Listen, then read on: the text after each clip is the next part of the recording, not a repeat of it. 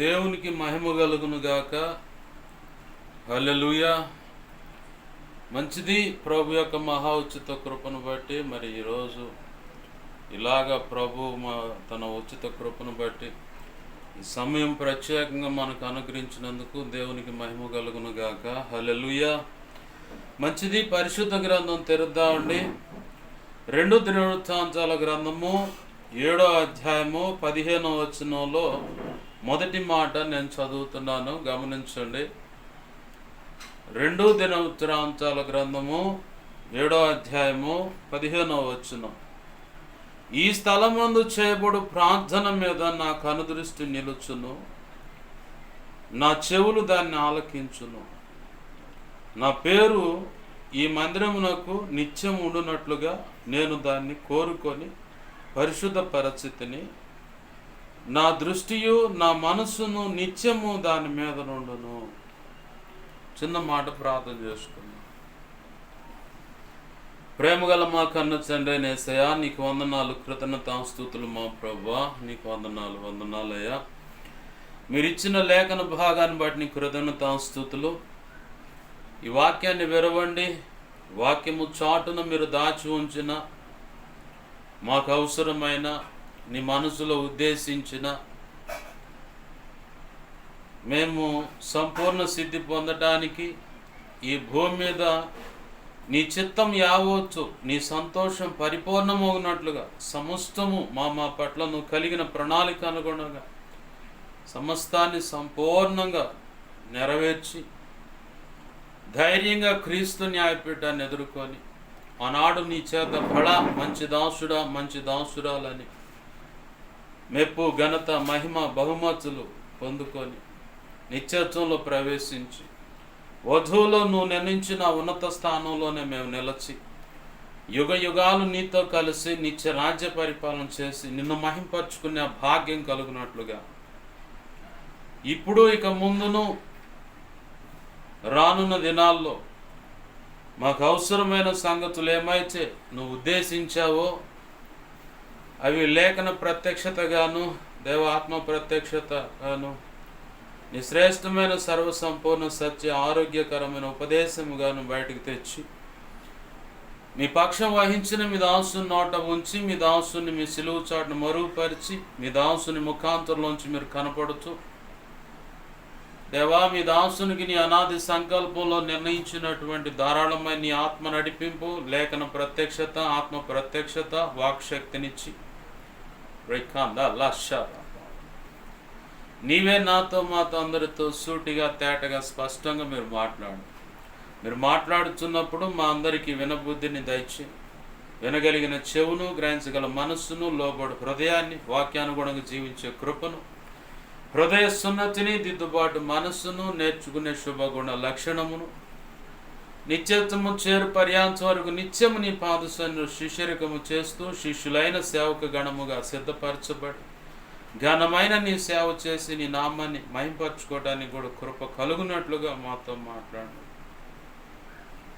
సత్యములో మేము ప్రతిష్ఠింపబడినట్లుగా సర్వసంపూర్ణ సత్యము చేత మమ్మల్ని పెంపార చేస్తూ నీ చిత్తంలో నిర్ణయింపబడ్డ ప్రతి ఒక్కరిని సత్యంలో ప్రతిష్ఠిస్తూ సత్య సంబంధమైన సంఘాలు స్థాపన చేస్తూ సజీవరాళ్ళగా ఆత్మ సంబంధమైన మందిరాలుగా ప్రతి ఒక్కరిని కడుతూ, ప్రతి సంఘాన్ని, మందిరాన్ని కడుతూ నీ ఉన్నత సంకల్పంలో నిర్ణయించి ఇచ్చినటువంటి దర్శన బాధ్యతలను దేవా మా ఎదుట గురిగా పెట్టుకొని శ్రేష్టమైన నీ ఉన్నతమైన సేవ నువ్వు అనుకున్నటువంటి మా ద్వారా చేయించుకోవాలనుకున్న ఆ పని జరిగించి నీ నామాన్ని ఘనపరచుకోవడానికి కూడా కృప కలుగునట్లుగా మాకు బోధించావు. మా ముందుంచిన పరుగు పందెంలో, మా ముందు నువ్వు నిర్ణయించిన పనిలో కార్యోన్ముఖులమై ముందుకు సాగిపోవటానికి రెట్టింపు ఉత్సాహంతో, పరిశుద్ధాత్మ బలముతో, ఆత్మ బలము కలిగి నీ కృపచేత దీర్ఘాయు సంపూర్ణమైన ఆరోగ్యముతో, ఆధ్యాత్మిక చురుకు మెలకుతో అన్ని విషయాలు వేచిన వేగము కలిగి నీ ఆలోచన, నీ మాట చొప్పున, నీ ఆత్మ చొప్పున దేవ అడుగులు వేస్తూ నీ నామాన్ని ఘనపరచున్నట్లుగా మా చేయి పట్టుకు నువ్వే నీ సంతోషం పరిపూర్ణమన్నట్లుగా నడిపించమని అలాగ నడిపింపబడినట్లుగా ప్రభా నీ కృప మాకు కలుగునట్లుగా ఉపదేశించను, మమ్మల్ని బలపరచమని బతిమలాడుతున్నాం. కనికరించండి అయ్యా, నీకే వందనాలు, కృతజ్ఞతాస్తుతులు చెల్లిస్తున్నాం. ఉపదేశాన్ని అడ్డగించాలని ప్రయత్నం చేస్తున్నది అది దుష్టుడు, వాడి దూతలు, చీకటి అంధకార శక్తులు, హింసాధిక మరి ఏవైనా సరే మాకు కనపడవు కాబట్టి అవి ఏవైనా నీ మహాపునరుద్ధాన శక్తిని బట్టి, కలవరి శిలువలో మా కొరకు నువ్వు చెందించిన రక్తాన్ని బట్టి, నీవు నాకు ఇచ్చిన అధికారాన్ని ఉపయోగపెడుతూ నీ సంతోషం పరిపూర్ణము అన్నట్లు వాటి ప్రభావం బంధించబడునుగాక, లయమైపోనుగాక. దేవా, మాకు దూరంగా వాటిని విసిరి కొడుతున్నాం. నా చుట్టూరు మా చుట్టూ నీ కలువరి శిలువ రక్తపు కంచె, రక్షణ కంచె, అగ్ని కంచెను వేసి నీ చేతి నీడలు నన్ను మమ్మల్ని దాచిపెట్టి నీ మహిమేగాన్ని ఈ ప్రార్థనలోకి ఇవ్విస్తున్న నాకు మాకు అందరికీ కాపుదలనిచ్చి నీ మహిమేగాన్ని మాపై ఆవరింపచేసి నీలో మమ్మల్ని దాచిపెట్టమని, మా చుట్టూ నీవే అగ్ని ప్రాకారమై ఉండు. నీ దేవదూతల అగ్ని వంటి రథముల సైన్య సమూహం చుట్టూ కావలిగా ఉంచు. నిత్యము నీ కనుదృష్టి, ముఖకాంతి, తేజము అని వెలుగు సన్నిధి కాంతి మాపై ప్రకాశింపచే సర్వోన్నతుని శక్తి నన్ను మమ్మల్ని కమ్మెలాగచ్చి మేమున్న ఈ గృహాన్ని నీ సన్నిధి ప్రభావం చేత నింపండి. మేమున్న ఈ స్థలం ప్రాంతాన్ని సేనాయ పర్వతంగా చేయండి. స్తుతి సింహాసనాసనుడివై మీరు ఉండండి. నీలోంచి ప్రభావం నలుదిక్కులు ప్రబలిల్లునట్టుగా చేయండి. నీ చిత్తానికి వ్యతిరేకంగా ఏమైనా దేవ దురాత్మ అంధకార శక్తులను నీ సంతోషం పరిపూర్ణము అన్నట్లుగా నీ నోట నుంచి వస్తున్న అగ్నితో వాటి ప్రభావం యేసు నామములు ఇప్పుడే లయమైపోనుగా. ఇటు బంధకాల చేత పీడించబడుతున్న ప్రతి ఒక్కరు ఈ ప్రార్థనలు ఎవరైనా ఏకీభవిస్తున్నట్టు వారికి యేసు నామముల విడుదల, స్వస్థత, ఆరోగ్యం కలుగునుగాక. ఆదివారం అమావాస్యని ఏవై బిడ్డల మీద టార్గెట్ చేయబడి ప్రయోగించబడుతున్న మాంత్రిక ప్రయోగాల చేత అయ్యా పొంచి ఉన్న ప్రమాదాన్ని బట్టి ఎవరైతే దేవ ఉన్నారో, టార్గెట్ చేయబడ్డారో అట్టి బంధకాల నుంచి కూడా యేసు నామముల పరిపూర్ణంగా విడుదల కలుగునుగాక. ఈ గొప్ప కార్యం జరిగింది. ఈ సంతోషం పరిపూర్ణము అన్నట్లుగా వాటి ప్రభావం అంతా బంధించబడునుగాక, లయమైపోనుగాక. సంపూర్ణమైన విడుదల, స్వస్థత కలుగునుగాక. గొప్ప కార్యాలు జరిగించను. నీ పక్షం వహించిన నేను బలహీనుడను. ఎంత బలహీనో నీకు బాగా తెలుసు. నీ మీదే అనుకున్నా, నీ కృప మీద ఆధారపడ్డా. నా సమస్త విధేయతల అతిక్రమ దోషాలు, పాప దోషాలు, ఆజ్ఞాతిక్రమలు ఒప్పుకుని క్షమించు. నీ శిలువ రక్తంతో నన్ను కడిగి పవిత్రపరచు. శుద్ధ జలంతో కడిగి సమస్త కీడ అపవిత్రతను కొట్టివేయి, పరిశుద్ధపరిచి నీ ఆత్మ అయా నీ ఆనంద తైలాభిషేకం నాపై ఇంకా గొప్పగా ఉంచు. నీ ఆత్మను బలముగా నా మీద ఉంచు. అయా కనికరించు. పరిశుద్ధాత్మగ్ని పుటమే శుద్ధ సువర్ణంగా మార్చు. పరలో శుద్ధ సువర్ణ తైలం నాపై ఇంకా గొప్పగా ఉంచు. హెస్కేల్ 2:1-2 ప్రకారం నన్ను మమ్మల్ని నీ ఆత్మ చేత నింపి చక్కగా నిలబెట్టి మాతో మీరు మాట్లాడండి. అపోస్తుల కార్యం 4:27-30 నీ కృపను, మత్తయి 10:1-7-20 ప్రకారం నీ కృపను, యెషయా 51:16 ప్రకారం నీ కృపను నాకు తెలుసు. ఇర్మియా 1:9-10-18-19 ప్రకారం నీ కృప నాకు తెలుసు. మా అందరితో మీరు మాట్లాడండి. నువ్వు ఇచ్చిన లేఖనాన్ని బట్టి నీ కృతజ్ఞతాస్తుతులు చెల్లిస్తూ వాతావరణాన్ని అనుకూలపరచు. కరెంట్ మీ స్వాధీనం తీసుకో. సమాజాన్ని, ప్రాంతాన్ని, ప్రజలను, సమస్తాన్ని మీ స్వాధీనం తీసుకో. యేసు నామములో దేవా ఇదిగోచండి. దేవా నీ కృపను బట్టి ప్రార్థిస్తాం. మేఘమా నిమ్మళమైపై ఉండుగాక, సముద్రమా యేసు నామములో నిమ్మళమై ఉండుగాక. ప్రభు సెలవైతే మీ పనులు ప్రభు చిత్తానుసారంగా చేయుదురుగాక. ఆమేన్. కనికరించు ప్రభు, సహాయం వచ్చు. నీవే తోడుని సమస్తమును జరిగించి నీ నామాన్ని ఘనపరచుకోమని. ఈ వర్షం రైతుకు మేలైతే, అందరికీ మేలైతే కురిపించు, నష్టమైతే ఆపే ప్రభు. కృపచేత కార్యము జరిగించు. యేసయ్య నామంలోనే ప్రార్థించి సమస్తం పొందుకొని నీ నామాన్ని గొప్ప చేసుకుంటూ నీ చేతులకు నన్ను మమ్మల్ని అప్పచెప్పుకున్నాం మా తండ్రి. ఆమేన్, ఆమేన్, ఆమేన్. మంచిది. ప్రభునందు సమకూడిన నా ఈ మాటలు వింటున్నా, ఇక ముందు వినబోతున్నా, ఈ వీడియో ద్వారా వినబోతున్న వారికి కూడా ప్రభు అయిన యేసుక్రీస్తు వారి పేరట నా హృదయపూర్వకమైన వందనాలు. అందరికీ వందనాలు. మంచిది. చదువుకున్న లేఖన భాగంలో సందర్భం ఏంటయ్యా అంటే, దావీదు దేవుని సన్నిధన్నా, దేవుని ఆలయంలో గడపటానికన్నా, అంటే గడపాలనే విషయంలో చాలా ఆసక్తి కలిగినవాడు, సంతోషం అన్నమాట. అంతకు మించిన ఉన్నత స్థలం ఇంకెక్కడా లేదు. సేఫ్టీ అంటే ఆశ్రయపురంగా, నా దాగు చోటు అంటాడు, నా కొండ నా కోట నీవేనయ్యా అంటాడు ఆయన. నీ మందిర ఆవరణంలో గడపాలని మిగులు ఆశతో ఆసక్తి కలిగి ఉన్నానయ్యా అంటాడు. ఓ చోట జనులు దేవుని మందిరంకి వెళదామని చెప్పి నాతో చెప్పినప్పుడు నేను చాలా సంతోషించానయ్యా అంటాడు. ఆశాపు కుమారులు కొరవు కుమారులు మాట అంటారు. ఇదిగో ఎక్కడ వాళ్ళనే మాట ఏంటంటే, నీ బలిపీఠం దగ్గర పిచ్చుకలకు గూడు పెట్టుకోవడానికి అవకాశం కల్పించావు.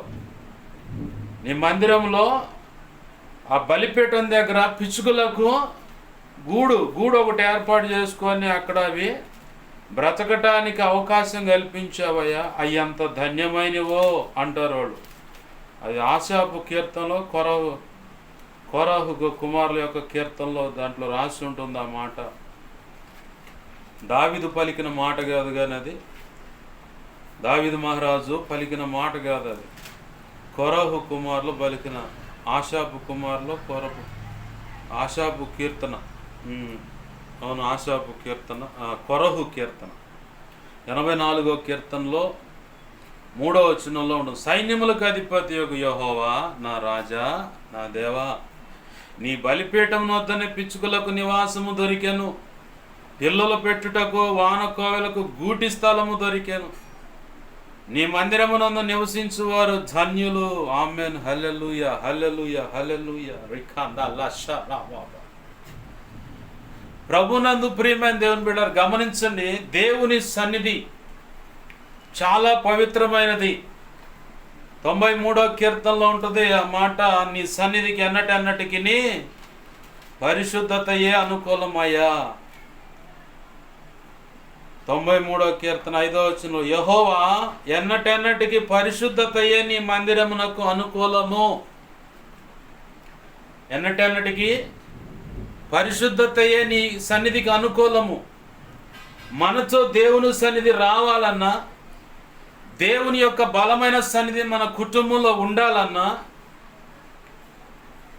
ఖచ్చితంగా దేవుని యొక్క ఆజ్ఞలకు అనుగుణంగా బ్రతికినప్పుడే, కట్టడలకు అనుగుణంగా నడిచినప్పుడే, వాక్యము మన హృదయంలో పదిలపరచబడినప్పుడే, వాక్యానుసారంగా హృదయము సరిచేయబడినప్పుడే, వాక్యాన్ని కొలబద్దగా పెట్టుకొని బ్రతుకుతున్నప్పుడు, నడుస్తున్నప్పుడు, ఏదైనా పని చేస్తున్నా, మాట్లాడినా, చూసిన ప్రతి విషయంలో వాక్యాన్ని కొలబద్దగా పెట్టుకొని బ్రతికినప్పుడు ఖచ్చితంగా ప్రభు యొక్క ఉన్నతమైన ఆ సన్నిధి మనకు తోడుగా ఉంటుంది. ఆమెన్. హల్లెలూయా హల్లెలూయా. అయితే ఇక్కడ దావీదు మహారాజు దేవుని సన్నిధిని ఎలాగైనా నిర్మాణం జరిగించాలి, ఆశ అన్నమాట, తన తపన అది. నిర్మించాలని చాలా తపన పడ్డాడు, కానీ తన ద్వారా ఆ పని జరిగించడానికి దేవుడు ఒప్పుకోల. కారణం ఏంటయ్యా అంటే, మనకు తెలిసిన వాక్యం ఏది, అనేక యుద్ధాలు చేయటం వల్ల, ఆ యుద్ధంలో తను వాడిన ఖడ్గం ద్వారా ఒలికించిన రక్తాన్ని బట్టి, దావీదు నువ్వు మందిరం కడటానికి అర్హుడు కాదు, నా పక్షంగా అనేకమైన యుద్ధాలు చేసి అనేకమైన రాజ్యాలను నీ స్వాస్థ్యాలుగా చేయబడుచు, నీ యొక్క ఆధిపత్యం కింద నీ కనుసన్నల్లో ఆ రాజ్యాలు, రాజులు, సామంతులు, అధిపతులు, సైన్యము, ప్రజలు అందరూ నీ కనుసన్నల్లో నీ ఆధిపత్యాన్ని బట్టి పరిపాలించబడుతూ ఉండాల. నేను నీకు ఆధిపత్యం అంటే, దావీదుకు దేవుడి యొక్క ఆజ్ఞ, పరిపాలన విధానము దేవుడున్నాడు దావీదుకి. కానీ ఈ భూమి మీద దావీదు మాత్రం దేవుని పక్షంగా యుద్ధాలు చేయడానికి మాత్రమే పిలువబడ్డాడు. అది ఎరుగకనే, ఆ సంగతి ఎరుగకనే దావీదు మిగులు ఆశ కలిగి అందరికి ప్రచారం చేశారు, దండోరా వేయించాడు. ఏమనయ్యా అంటే, జీవము కలిగిన దేవుని యొక్క ఆలయం అంటే మన పితరుల యొక్క దేవుడైనటువంటి యెహోవాకు ఒక ప్రత్యేకమైన మందిరం కట్టాలని ఉద్దేశించా. కాబట్టి మీ ఉన్న కొలది, అంటే మీ సంతోషం పరిపూర్ణమైనట్లుగా మీకు కలిగినది యావత్తు తీసుకొచ్చి అని చెప్పాడా? కాదు. మీ హృదయాలు ప్రేరేపించబడిన దాన్ని బట్టి జీవము కలిగిన నా దేవుని యొక్క మందిరము కట్టబడుతుంది కాబట్టి దానికి అవసరమైనట్టు రీతిగా నా కాడున్నది నా మనస్ఫూర్తికి ఇవ్వాలనుకుంటున్నా అని చెప్పని కానుక సమర్పించాలనుకున్న వాళ్ళు ధన రూపేణ, బంగార రూపేణ, వెండి, ఇత్తడి, రాగి, ఇనుము, వెలగల రాళ్ళు, వస్త్రాలు, ఇట్లా అనేకమైన వారి దగ్గర ఉన్నవన్నీ తెచ్చాడు పెడతా ఉన్నారు. అంతకంటే ముందు రాజు ఆయా దేశాల మీదకు వెళ్ళి ఆ దేశాలను గెలుచుకొని వారి దగ్గర నుంచి వచ్చిన గెలిచినప్పుడు ఆ దేశాలను, ఆ ప్రాంతాలను, ప్రజలను దోచుకుంటారు. వాళ్ళ కాడున్నటువంటి వెలగల ఆభరణాలు అవన్నీ ఏమైతే విలువగల ఉంటాయో అవన్నీ దోచుకొచ్చుకుంటారు. అలాగ తెచ్చుకున్నటువంటి ఆ సమస్తంలో నుంచి దావీదు టన్నుల్లో బంగారం, టన్నుల లెక్క, కింటాలు కూడా కాదు, టన్నుల లెక్క బంగారం దావీదు ఇచ్చాడట. దేవునికి మహిమ కలుగునుగాక. హల్లెలూయా. టన్నుల లెక్కనే.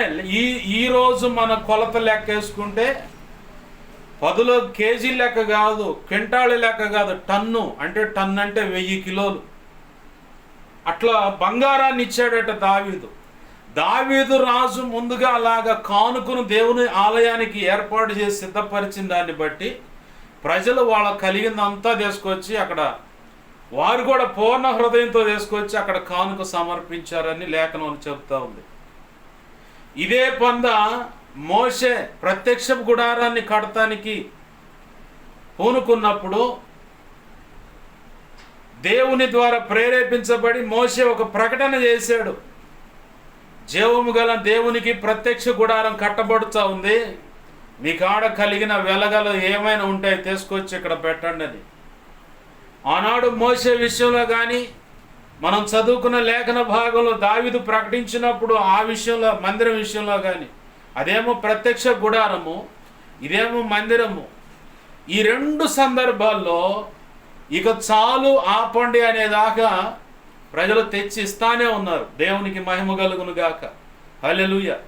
ఈరోజు ఏదైనా పరిచర్యకి మనం సహకరించాలని చెప్పి అనుకుంటే ఎన్నో రకాల షరతులు, ఎన్నో ఆచితూచి మరి లెక్కలేసుకొని మరి దేవునికి సమర్పిస్తూ ఉంటాం. హృదయపూర్వకమైన కానుక కావచ్చు, స్వేచ్ఛార్పణ కావచ్చు, ప్రత్యేకమైన కానుక కావచ్చు, దైవజనం ఏదైనా మీటింగ్ అన్నప్పుడు, లేదంటే ఇలా స్థలం కొనాలనుకుంటున్నాం, సౌండ్ సిస్టమ్ కావాలని ఉంది, ఇన్ఛార్జిగా పరిచర్లో పలాంది కావాలని చెప్పాను, లేదంటే మందిరం కట్టిన దాన్ని బట్టి ఆయా మందిరం మీద ఇంత అప్పాయి ఉంది కాబట్టి మీ వంతుగా మీరు గుప్పిళ్ళు విప్పండి అన్న దాన్ని బట్టి ఎన్నో రకాల కొలతలు వేస్తాం. అలాగే కొంతమంది నేను పరిశుద్ధాత్మ దేవుడు కొంతమంది గురించి నాకు చెప్పినప్పుడు వారిలో ఉన్నటువంటి భావన ఏంటంటే, నేను వెళ్ళి ఆ దైవజన్ దగ్గర ఆయన చేతుల మీద ప్రార్థన చేయించుకొని అప్పుడు నేను కానుక ఇవ్వాలి, నా దగ్గర ఉన్నదేదో నేను ఇంత ఇవ్వాలని తీర్మానం చేసుకున్నా, ఆ తీర్మానానికి తగ్గట్టుగా నేను ఆయన దగ్గరికి వెళ్ళి కానుక ఇవ్వాలి. కానీ వాళ్ళు అడ్డుపడుతున్నారు, వీళ్ళు అడ్డుపడుతున్నారు, రావడానికి ఆ సందర్భం సెట్ కావట్లేదంటే ఆలోచించాలి.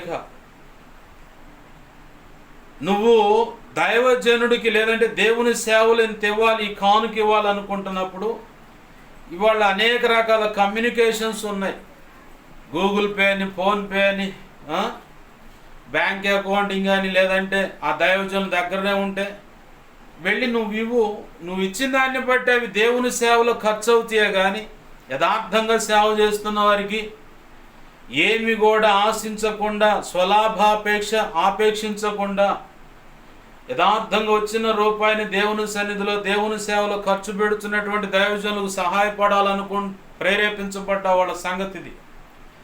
నేను వెళ్ళినప్పుడు ఇస్తానే ఒక యవనస్తురాలు ఇంచుమించుగా ఒక 3 సంవత్సరాల నుంచి ఇక తన ప్రయత్నం తను చేస్తుంది, కానీ ఇంతవరకు ఆ కానుక వచ్చింది లేదు. నాకు కొంతమంది దైవజనుల గురించి చెప్పిన సందర్భం, అంటే ఒక దైవజనుడి గురించి చెప్పాడు, కొంతమంది దైవజనులు కూడా ఉన్నారు. ఇలా వాళ్ళకున్న దాంట్లో ఏదో దశమ భాగం ఎవరికి ఇవ్వాలంటే పలానా దైవజనుడికి ఇవ్వమని దేవుడు చెప్పాడని చెప్పని. ఇప్పుడు ఒకవేళ ఈ మాటలు చెబుతుంటే ఎవరు ఆ దైవజనుడు అని చెప్పని అడిగారు అనుకో, పలానా దైవజనుడు అని చెప్పాను అనుకో, ఆహా ఇడు మంచోడి మీద పడదు కన్ను, ఇది ఒకటి అడ్డం పెట్టుకొని డబ్బులు ఇలా వసూలు చేస్తున్నాడని నా మీద కంపెనీ ముద్రలు వేస్తారు. కాబట్టి నేను ఆ వ్యక్తుల యొక్క పేర్లు చెప్పను, ఆ పరిచర్య ఏంటో కూడా చెప్పను. దేవుడు ఆల్రెడీ ఆ వ్యక్తులతో మాట్లాడి వాళ్ళ హృదయాలు కఠినపరుచుకున్న దానికి ఎవరేం చేస్తారు? దేవుడు కూడా మౌనంగా ఉంటాడు. ఇంకొక దిశ నుంచి, ఇంకొక దిక్కు నుంచి ఆ సహాయం పంపిస్తాడు.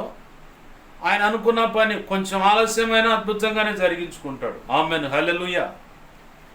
అయితే ఇప్పుడు ప్రేరేపించబడి ఆజ్ఞాపించబడిన ఆ వ్యక్తులు సహాయపడకపోతే, ఆ సహాయం ఆలస్యం అయితే, దేవుడు అనుకున్న పని జరగాల్సింది ఆలస్యం అయితే ఉత్తరవాదులు వాళ్ళే అవుతారు. దైవజనుడు కాదు, దేవుడు కాదు. నీకు ఆజ్ఞాపించాడు దేవుడు, వెళ్ళు సహాయపడు ఆ వ్యక్తికి అని. ఆజ్ఞాపించినప్పుడు నువ్వు సహాయపడతామే. అది ఎవరికి? ఆయన వ్యక్తిగతానికి సహాయపడుతున్నావా? దేవుని పనికి సహాయపడుతున్నావు. దేవుని యొక్క సేవలో ఖర్చు అవడానికి సహాయపడుతున్నావు. ఒక సేవకుడు పోషించడానికి కాదు, సేవకుడు కుటుంబాల అవసరాల కోసం కాదు, అలాగే సేవకునికి ఏదో అనారోగ్య కారణమనో ఆర్థిక ఇబ్బందులు ఉన్నాయనే కాదు, నా ప్రభు యొక్క జీవము కలిగినటువంటి ఆ సేవలో ఆ సన్నిధి కోసం, ఆయన మందిర స్థలం కోసం ఇచ్చేది ఏ కారణాన్ని బట్టైనా కావచ్చు. ప్రభు నిన్ను ప్రేరేపించినప్పుడు నువ్వు ఇవ్వాలనుకున్నది ఇచ్చేయటమే. అట్లా పోయి ఇట్లా చేద్దాం, అటు చేద్దాం, ఇటు చేద్దాం అంటే ఎప్పటికీ సైతానుగాడు పలు విధములైన ఆటంకాలు కల్పించి ఆ సహాయం అందకుండా చేసి దేవుని పని కుంటుపడేలా చేస్తాడు. అదే నువ్వు ఏదో ఒక రూపేణ ఏదో ఒక విషయంలో అందించాలనుకున్న దాన్ని తీసుకొచ్చి ఆ దైవజనులకు అందించినప్పుడు, ఒకవేళ ఒక దైవజనుడు నీ మీద చెయ్యి ఉంచి ప్రార్థన చేయాలని ఆశ ఉంటే అది ఒక రోజు అవకాశం ఇచ్చి నిన్ను సంతృప్తి పరుస్తాడు, ఆ ప్రార్థన చేయిస్తాడు. అయితే నేను వెళ్ళి ఇట్లా ఏమన్నా అయిద్దేమో, ఏమన్నా అనుకుంటారు, ఏమన్నా అంటాడేమో, అట్టా ఇట్టా అని చెప్పని రకరకాలుగా సైతాన్ గాడి పెట్టేటువంటి ఆంక్షలు ఇవన్నీ, వాడు కలిగించే అభ్యంతరాలు ఇవన్నీ దేవుని యొక్క ఉన్నతమైన సేవ జరగకుండా స్పీడ్ బ్రేకర్లు అంటారు వీటిని.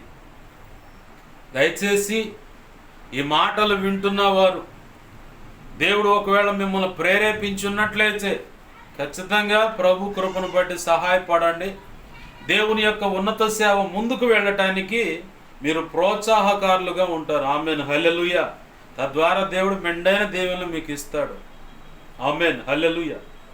అయితే ఇక్కడ దావీదు ముందుగా దేవుని యొక్క పని కోసం కావాల్సినంత ఏర్పాటు చేశాడు. ప్రజలకు కూడా చెప్తే తీసుకొచ్చారు. ఇదంతా ఏర్పాటు చేసిన తర్వాత ఇక ప్రార్థన చేసుకుంటా కూర్చున్నాడు. తన వంతుగా తను ఒక ప్రయత్నం చేశాడు, మందసం పలానా చోట ఉందంటే తీసుకురావాలని. కానీ ఎలా తేవాలో తెలియక తేడా పడితే ఒక వ్యక్తి నిండు ప్రాణం పోయింది. అది మందసం ఎలా తేవాలో తెలియక ప్రాణం పోయేటువంటి పరిస్థితి కలిగింది. ఆ మందసం తీసుకొచ్చేటువంటి ఆ కొత్త ఎడ్ల బండి, ఆ ఎడ్లు కానీ అవన్నీ నడిపిస్తున్నప్పుడు ఆ ఎడ్లు యొక్క ఆ బండి యొక్క చక్రం గుంతలో పడటం, దానికంటే ముందు ఎద్దు యొక్క కాలు మెలకబడటం, అది అమాంసంగా అట్లా ఒరిగిపోతే మందస్సు అంటే జారి మీదకి వస్తుంటే ఉజ్జా అనే వ్యక్తి చేయి జాపాడు. ముట్టను కూడా ముట్టలా, ఇంకా మీదకు వచ్చుద్దేమని అట్లా పట్టుకుందాం అన్నట్టుగా చేయి జాపేసరికి దేవుడు ఆ వ్యక్తిని మొచ్చాడు. దావీదు భయపడి ఒబేదేదేమో అనే ఒక యాజకుడు బోరలు వచ్చాడన్నమాట. యాజకుడు ఆ మందసానికి ముందు గదిలి వెళ్తూ ఉంటాడు, ఆరాధన చేసేటువంటి ఒక ఆరాధకుడు, వాయిద్యకారుల మధ్యలో ఒక ఆరాధకుడు అతను. ఆ వ్యక్తి ఇంటికి తీసుకుపోయి దాన్ని ఆడ పెట్టేసి, అమ్మో కొద్దిగా ఉన్నట్టు నా ప్రాణం పోయేదేమో అనుకున్నాడు దావీదు. 3 నెలలు గడిచేసరికి ఒక శుభవార్త వినపడ్డది దావీదుకి. దేవునికి మహిమ కలుగును గాక, హల్లెలూయా. అయ్యా ఏంటి ఏమైంది, ఎందుకు అలా ఏంది అంత కంగా ఏందంటే, ఆ రోజు ఉజ్జా చనిపోయాడని చెప్పని మందసాన్ని తీసుకెళ్ళి ఒబేదేదు ఇంట్లో పెట్టారు. ఏమైంది? అతను ఏమన్నా అపచారం చేశాడా, ఏమన్నా తప్పు జరిగిందా, ఆ ఇంట్లో కూడా ఎవరైనా చనిపోయారా, ఏంది సంగతి అసలు ఏం చెప్పంటే, లేదు లేదయ్యా, మీరు ఎప్పుడైతే ఆ మందసాన్ని తీసుకెళ్ళి ఆ ఇంట్లో పెట్టారో ఆనాటి నుంచి ఈనాటికి 3 నెలలు, ఈ 3 నెలల కాలంలో ఓబేదేదోము సొత్తు కలిగిన యావత్తు ఇది అదేం లేదు, సమస్తం ఆశీర్వదింపబడిందని. ఆమేన్, హల్లెలూయా, హల్లెలూయా. సమస్తం ఆశీర్వదింపబడిందట. ఆ సంగతి తెలియగానే దావీదు మనసు నిలకడగలేదు. ఇక ఎట్లయినా సరే ఆ మందసాన్ని తెచ్చుకోవాలి, నా ప్రభు కోసం నేను ఏర్పాటు చేయాలనుకున్న ఆ మందిర స్థలంలోకి తీసుకురావాలని చెప్పని ప్రత్యేకంగా ఒక గుడారం ఏర్పాటు చేసి యాజకులందరినీ సమావేశపరిచి అసలు మందసం ఎలా తేవాలి, దేవుడు ఎలా తీసుకురావాలి, దాన్ని ఎలా గౌరవపరుస్తూ ఘనపరుస్తూ తేవాలని రాసి ఇచ్చాడు మనకని ఆ యొక్క పంచకాండాలు తీసుకొచ్చుకొని మొత్తం ఆచితూచి ఆలోచన చేసి ఇక మందసం తీసుకొని రావడం మొదలుపెట్టాడు. అడుగడుకు బలులు అర్పించుకుంటూ చిన్నగా తెచ్చుకున్నాడు మందసాన్ని. తెచ్చుకోగానే ఇక గుడారంలో పెట్టుకొని ఇక ఆ గుడారంకి వెళ్ళి ఆ మందసం మీద మనసు పెట్టి ఆ గుడారం వైపు చూస్తా, సరంబి వేయబడినటువంటి ఇంత గొప్ప యొక్క ఇంట్లో నేనున్నాను, కానీ నా దేవుని యొక్క మందసం మాత్రం ఆ గుడారంలో ఉంది. అసలు నేను ఎలా ప్రశాంతంగా పడుకుంటా? నా ప్రభు యొక్క మందసమేమో గుడారంలో ఉంటామేంది, దేవదారు వృక్షాల చేత ఆ కలప చేత నేను రమ్యమైనటువంటిది ఈ రాజమందిరంలో నేను ఆ పరుపు మీద పడుకోవటం ఏంది? ఆహాహా, కుదరదు అని చెప్పని కట్టిగా నేల మీదకి వచ్చాడు ఆయన. కిందనే పడుకుంటా నేను. నా దేవుని మందిరానికి ఒక స్థలం ఎతికేంత వరకు, ఆ మందిరం కట్టబడేంత వరకు, ఆ జీవం గల దేవుని యొక్క మందస్సం అక్కడ సిద్ధపరచబడేంత వరకు నేను అసలు నా కంటి మీదకు కునుకుదాను, నిద్రపోను, నేను మానక ప్రతినిత్యం ప్రార్థన చేస్తానని తన మనసులో ఉన్నటువంటి ఆవేదన యావచ్చు ఆ ప్రార్థన అంతా లిఖితపూర్వకంగా 132వ కీర్తనలో రాశాడు. ఇదే వాగ్దానము ఈ నరసరావుపేట పట్టణంలో పరిచర్య విషయం ఏందని అడిగితే దేవుడు నాకు ఇచ్చిన మాట, నాతో మాట్లాడిన మాట అది. ఈ వాగ్దానం ఈ 132వ కీర్తనలో నుంచి దేవుడు మాట్లాడాడు నాతో. మందస్సం ఏర్పాటు చేసి ఆ స్థలము దొరికేంత వరకు కంటి మీద కునుకు రాకుండా ప్రార్థన చేయాలి. ప్రభు కృపను బట్టి చేత నేనంత వరకు చేస్తూ ఉన్నాను. ఇంకా చేయాల్సి ఉంటే ప్రభు కృపను బట్టి ఆయన నడిపించి ప్రార్థన చేస్తాడు. యేసయ్యకే సమస్త మహిమ ఘనత ప్రభావాలు చెల్లునుగాక. ఆమేన్, హల్లెలూయా, హల్లెలూయా. చెప్పండి, హల్లెలూయా. గమనించండి, ఇక్కడ 133వ కీర్తనలో చదివితే ఆ మాటలు ఉంటాయి. నా దేవుని మందిరమేమో, నా దేవుని యొక్క మందసమేమో గుడారంలో ఉంది, నేనేమో సరంబి వేయబడిన, అంటే అన్ని చక్కగా అమర్చబడ్డాయి, ఎంతో ఉన్నతంగా అలంకరించబడ్డాయి. ఆ పరుపు మీద నేను సుఖంగా ఎలా పండుకోగలను? నా ప్రభు యొక్క మందసం అక్కడ ఉంది గుడారంలో. స్థలం ఎతకాలని చెప్పని స్థలాన్ని చూశాడు, అంతా రెడీ చేశాడు, ప్రార్థన చేసుకుంటా ఉన్నాడు. ప్రవక్త కూడా వచ్చాడు, కబురు పంపిస్తే, అయ్యా ఇలా మందిరం కట్టాలనుకుంటున్నాను, నీ వంచుగా నువ్వు ప్రార్థన చేయి, దేవుడు ఏం చెబుతాడంటే సరేనయ్య అని చెప్పని వెళ్ళాడు. ప్రవక్త ముందుగానే చెప్పాడు, నీ మనసులో ఉద్దేశించిన సంగతి మంచిది, దేవుడు నీకు తోడే ఉంటాడు. కానీ అండు ఇంటికి పోయి ప్రవక్త ప్రార్థన చేస్తూ ఉంటే దేవుడు మళ్ళీ ప్రవక్తని దావీదు దగ్గర పంపించాడు. దావీదు దగ్గర పంపించగానే దావీదు ఏంటయ్యా వచ్చావు, ఏం సంగతి అంటే, దేవుడు ఈ సంగతి చెప్పమంటున్నాడని, శాశ్వత కాలంగా నీ కుటుంబాన్ని ఆయన సన్నిధిలో ఉంచాలని కోరుకుంటున్నాడని. 2 సమూయేలు గ్రంథం 7వ అధ్యాయంలో ఈ మాటలు ఉంటాయి. 28-29 వచనాల్లో, నీ ఆశీర్వాదం నొంది నిత్యం నా కుటుంబం ఆశీర్వదింపబడును గాకని, నీ ఆశీర్వాదం నొందిన నా కుటుంబం నిత్యం నీ సన్నిధిలో ఉండును గాకని దావీదు మహారాజు ప్రార్థన చేస్తాడు. అక్కడ దేవుడు ఇచ్చినటువంటి వాగ్దానం అది, నిబంధన చేస్తున్నానని ప్రభు చెప్పాడు. అక్కడ ఏమని చెప్పాడయ్యా ప్రభు అంటే, అనేక యుద్ధాలు చేసి అనేకుల యొక్క ప్రాణాలు నీ ఖడ్గం ద్వారా తీయబడ్డాయి, ఆ రక్తం ఒలికించబడి, కాబట్టి నువ్వు అర్హుడు కాదు, నీ నడుములో నుంచి వచ్చేటువంటి నీ కుమారుడు ద్వారా నేను నా మందిరం కట్టించుకుంటాను. ఆ కొడుకు ఎవరో కాదు, సొలొమోను ద్వారా మందిరం కట్టించుకుంటాను అన్నాడు ప్రభు. దేవునికి మహిమ కలుగును గాక. హల్లెలూయా. ఆ పరంపరలో దావీదు తన కుమారుడైన సొలొమోను పిలిపించి సర్వ సమాజం అంటే ఇజ్రాయేలీలందరినూ తన పరిపాలన ఉన్నటువంటి విభాగంలో ఉన్నటువంటి ఆ రాజులను, సామంతులను, పెద్దలను, సైన్యాధిపతులను, ఆస్థానంలో ప్రజలందరినీ పిలిపించి వాళ్ళ ముందు సొలొమోను గురించి చెప్తా ఉన్నాడు. నా బిడ్డ చిన్నవాడు, అంత జ్ఞానం లేదు, కానీ నేనైతే నా మనసులో ఉద్దేశించి దేవుని మందిరం కట్టాలనుకున్నాను. నువ్వు కాదు కట్టాల్సింది, నీ కుమారుడు ద్వారా నేను కట్టించుకుంటానని ప్రభు సెలవిచ్చాడు. కాబట్టి మీరందరూ సహకరించండి అన్నాడు. ఆమేన్, హల్లెలూయా. మీరందరూ సహకరించండి. ఆ మాట చెప్పినప్పుడు ప్రజలందరూ చిత్తమయ్యా ఏలినవాడా, మీరు సెలవిచ్చినట్లుగా ఇదిగో నీ కుమారుడికి మేము సహకరిస్తాం, ఆ మందిరం కట్టే ఏర్పాట్ల విషయంలో మా ఉంచుగా మేము సహాయపడతాం, మేము సహకరిస్తాం అన్నారు. అయితే ప్రభు యొక్క మహా ఉచిత కృపను బట్టి సొలొమోను ద్వారా ఇక దేవుడు మందిరాన్ని కట్టడం ప్రారంభించి, ఎంత గొప్పగా అంటే ప్రపంచంలో అదొక వింత ఆ కట్టడం. ఆమేన్, హల్లెలూయా. ఒక్కొక్క టయానికి ఒక్కొక్క రంగు మారుతూ ఉంటుంది ఆ మందిరం పైకప్పు భాగం. వాస్తవానికి ఇప్పుడున్నటువంటి యెరూషలేములో మందిరము సొలొమోను కట్టిన మందిరం కాదు. అయితే సొలొమోను కట్టిన మందిరం ఉన్న స్థలం అది. దానికాడు ఇప్పుడు ఇజ్రాయేలీలను హమాసా, గాజా, పాలస్తీనా, ఇలా ఇస్మాయిల్ సంతానమైనటువంటి ఆ రాజ్యాలు ఏమైతే ఉన్నాయో వాళ్ళంతా ఆ స్థలం కోసం, ఆ మందిర స్థలం మాది, మా పితరుడు ద్వారా మా స్వాస్థ్యం అది అని చెప్పని వాళ్ళు అంటారు. సొలొమోను ద్వారా కట్టబడిన మందిరం, మాకు అసలు దేశమే లేనప్పుడు మీరు దాన్ని ఆక్రమించారు. చివరికి ఒక రోజు మాకు దేవుడు స్వాతంత్ర్యాన్ని ఇచ్చాడు, మాకంటూ ఒక దేశం ఏర్పడింది.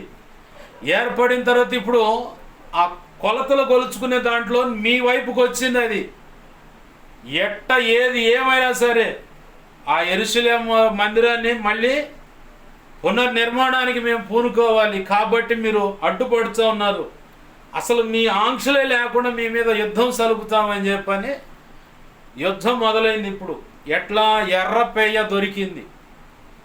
ఇక దాన్ని చూసిగా దేవుని యొక్క రాకడ సమయం సమీపంగా ఉంది. యెరూషలేములో మందిరం మళ్ళీ కట్టబడుతుందని పునాది రాయి పడాల్సిన సమయం ఆసన్నమైంది. దానికి వీళ్ళు అడ్డుపడుతున్నారని యుద్ధం జరుగుతుంది. అంత భయంకరమైన భీకరమైన యుద్ధం. ఈ యుద్ధాన్ని బట్టి వాళ్ళు అల్లలాడుతున్న పరిస్థితులను బట్టి మనకు అనిపిస్తుంది దేవుడికి కనికరం లేదు, ఆ ఇజ్రాయేలు కూడా కనికరించట్లేదు. అంత అష్ట కష్టాలు పడుతుంటే ఏమయ్యా కాస్తంత కనికరము, ప్రేమ, జాలి, దయ లేకుండా ఆ రకం చేస్తున్నారంటే మనం బాగా గుర్తుపెట్టుకోవాలి. ఏంటంటే ఏదైనా గాయం మన దగ్గరకు వచ్చినప్పుడే అర్థమైంది. ఏదైనా బాధ అయినా, అవమానమైన, సమస్య అయినా, ఇరుకైనా, ఇబ్బంది అయినా, అనారోగ్యమైన, ఒక హేళనైనా, నిందైనా, అవమానమైనా, తృణీకరించటమైనా, నలుగురిలో నిన్ను ఆరడిపరచటం అంటే హేళన చేయటమైనా, అల్లరి చేయటమైనా, పలానా వ్యక్తులు తేడా, పలానా కుటుంబం తేడా, పలానా అమ్మాయి తేడా, పలానా అబ్బాయి తేడా అని ముద్రలు వేసి అవన్నీ మన దగ్గరకు వస్తేనే అర్థమైంది. మనం పక్కనోడికి ఎన్ని సలహాలు అయినా ఇస్తాం, అట్లుండాలి, ఇట్లుండాలి, అది ఇదని ఎన్నో రకాల సలహాలు ఇస్తాం. సమస్య మన దగ్గరకు వచ్చినప్పుడే దాని యొక్క తీవ్రత ఏంటో అర్థమైంది. ఆ సమస్యలో ఉన్నవానికి మనం సలహా ఇచ్చినప్పుడు మనం ఒడ్డునున్నాం, ఈత కొడతల్లా. సమస్యలో కొంతమంది అంటే ఈత కొడతా ఉంటారు, దాన్ని ఈత కొట్టేవాడికి తెలుస్తుంది లోతు ఎంత ఉందని. ఒడ్డు నుండి అరే ఈ చెయ్యి అట్టను, ఈ చెయ్యి ఇటను, ఈ కాళ్ళు అట్టను అంటే వాడు ఉరామరా చూస్తాడు. ఒడ్డుకు వచ్చే మార్గం చూపరా అంటే ఈ చెయ్యి అట్టు అట్ట అంటావేందని చెప్పి వాడు అంటాడు. ఈత కొట్టేవాడికి తెలుస్తుందిరా లోతు ఎంత అని. పల్లెటూరులో అయితే ఇంకో సామెత ఉంది, అది ఇప్పుడు వద్దులే కానీ, కోడి గుడ్లు పెట్టేటప్పుడు దానికి ఒక బాధ ఏంటో దానికి తెలుస్తుంది, ప్రసవించే సమయంలో స్త్రీ యొక్క ప్రసవ వేదనలు ఆమెకు మాత్రమే తెలుస్తాయి. ఇట్లా ఎన్నో సామెతలు చెప్తూ ఉంటారు పల్లెటూరులో. ఆ సమస్య మన దగ్గరకు వచ్చినప్పుడు అర్థమైంది అసలు నా తప్పు ఎంత, వాళ్ళ తప్పు ఎంత. ఇప్పుడు పోలీస్ స్టేషన్కి వెళ్ళామనుకో, లాయర్ దగ్గరికి వెళ్ళినా కానీ అయ్యమ్మమ్మమ్మమ్మ మా ఊడు చాలా ఉత్సముడండి, వాళ్ళే కావాలని గొడవ పెట్టుకున్నారు, ఈ మాటలు పలుకుతారు బజార్లో.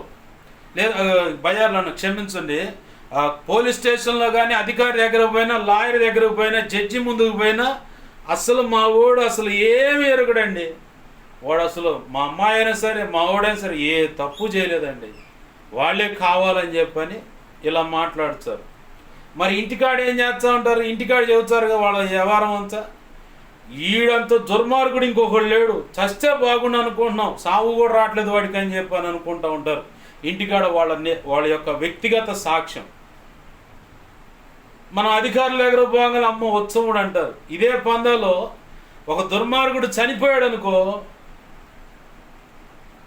స్మారక సభ అంటే అతని యొక్క స్మృతులను, అతని జ్ఞాపకాలను గుర్తు చేసుకుంటా వాళ్ళ వ్యక్తిత్వాన్ని బట్టి, వాళ్ళకున్న సత్సంబంధాలను బట్టి స్నేహితులను, చుట్టాలు, బంధువులను పిలిచి మీరు కొన్ని మాటలు చెప్పండి వాళ్ళ గురించి అంటారు. వాస్తవానికి భయంకరమైన దుర్మార్గంగా బ్రతికి చచ్చి ఉంటాడు ఆ స్త్రీ కానీ పురుషులు కానీ. ఈ స్మారక సభలో ఏం చెబుతారు, అమ్మ అంత ఉత్సముడు ఎవరైనా ఉన్నారా, పేదలంటే అమ్మమ్మ గడగడగడ కదిలిపోయి మరి సహాయం చేసేవాడు. ఉట్టిదే, ఉన్న వాస్తవాలు ఇతనికి తెలుసు, హృదయంలో తెలుసు. ఇంత దుర్మార్గుడు చచ్చాడు, సగం దరిద్రం వదిలిపోయిందయ్యా అనుకుంటారు. కానీ స్మారక సభలో అమ్మ చాలా మంచిది, ఆమె చాలా మంచోడు, ఇంత తొందరగా చనిపోతాడు అనుకోలేదు అంటారు. తొందరగా చచ్చినది మాకు మంచి రోజులు వచ్చినాయి అనుకుంటారు లోపల. ఈ మాటలు ఎందుకు పరిచయం చేస్తున్నాడు ప్రభు అంటే,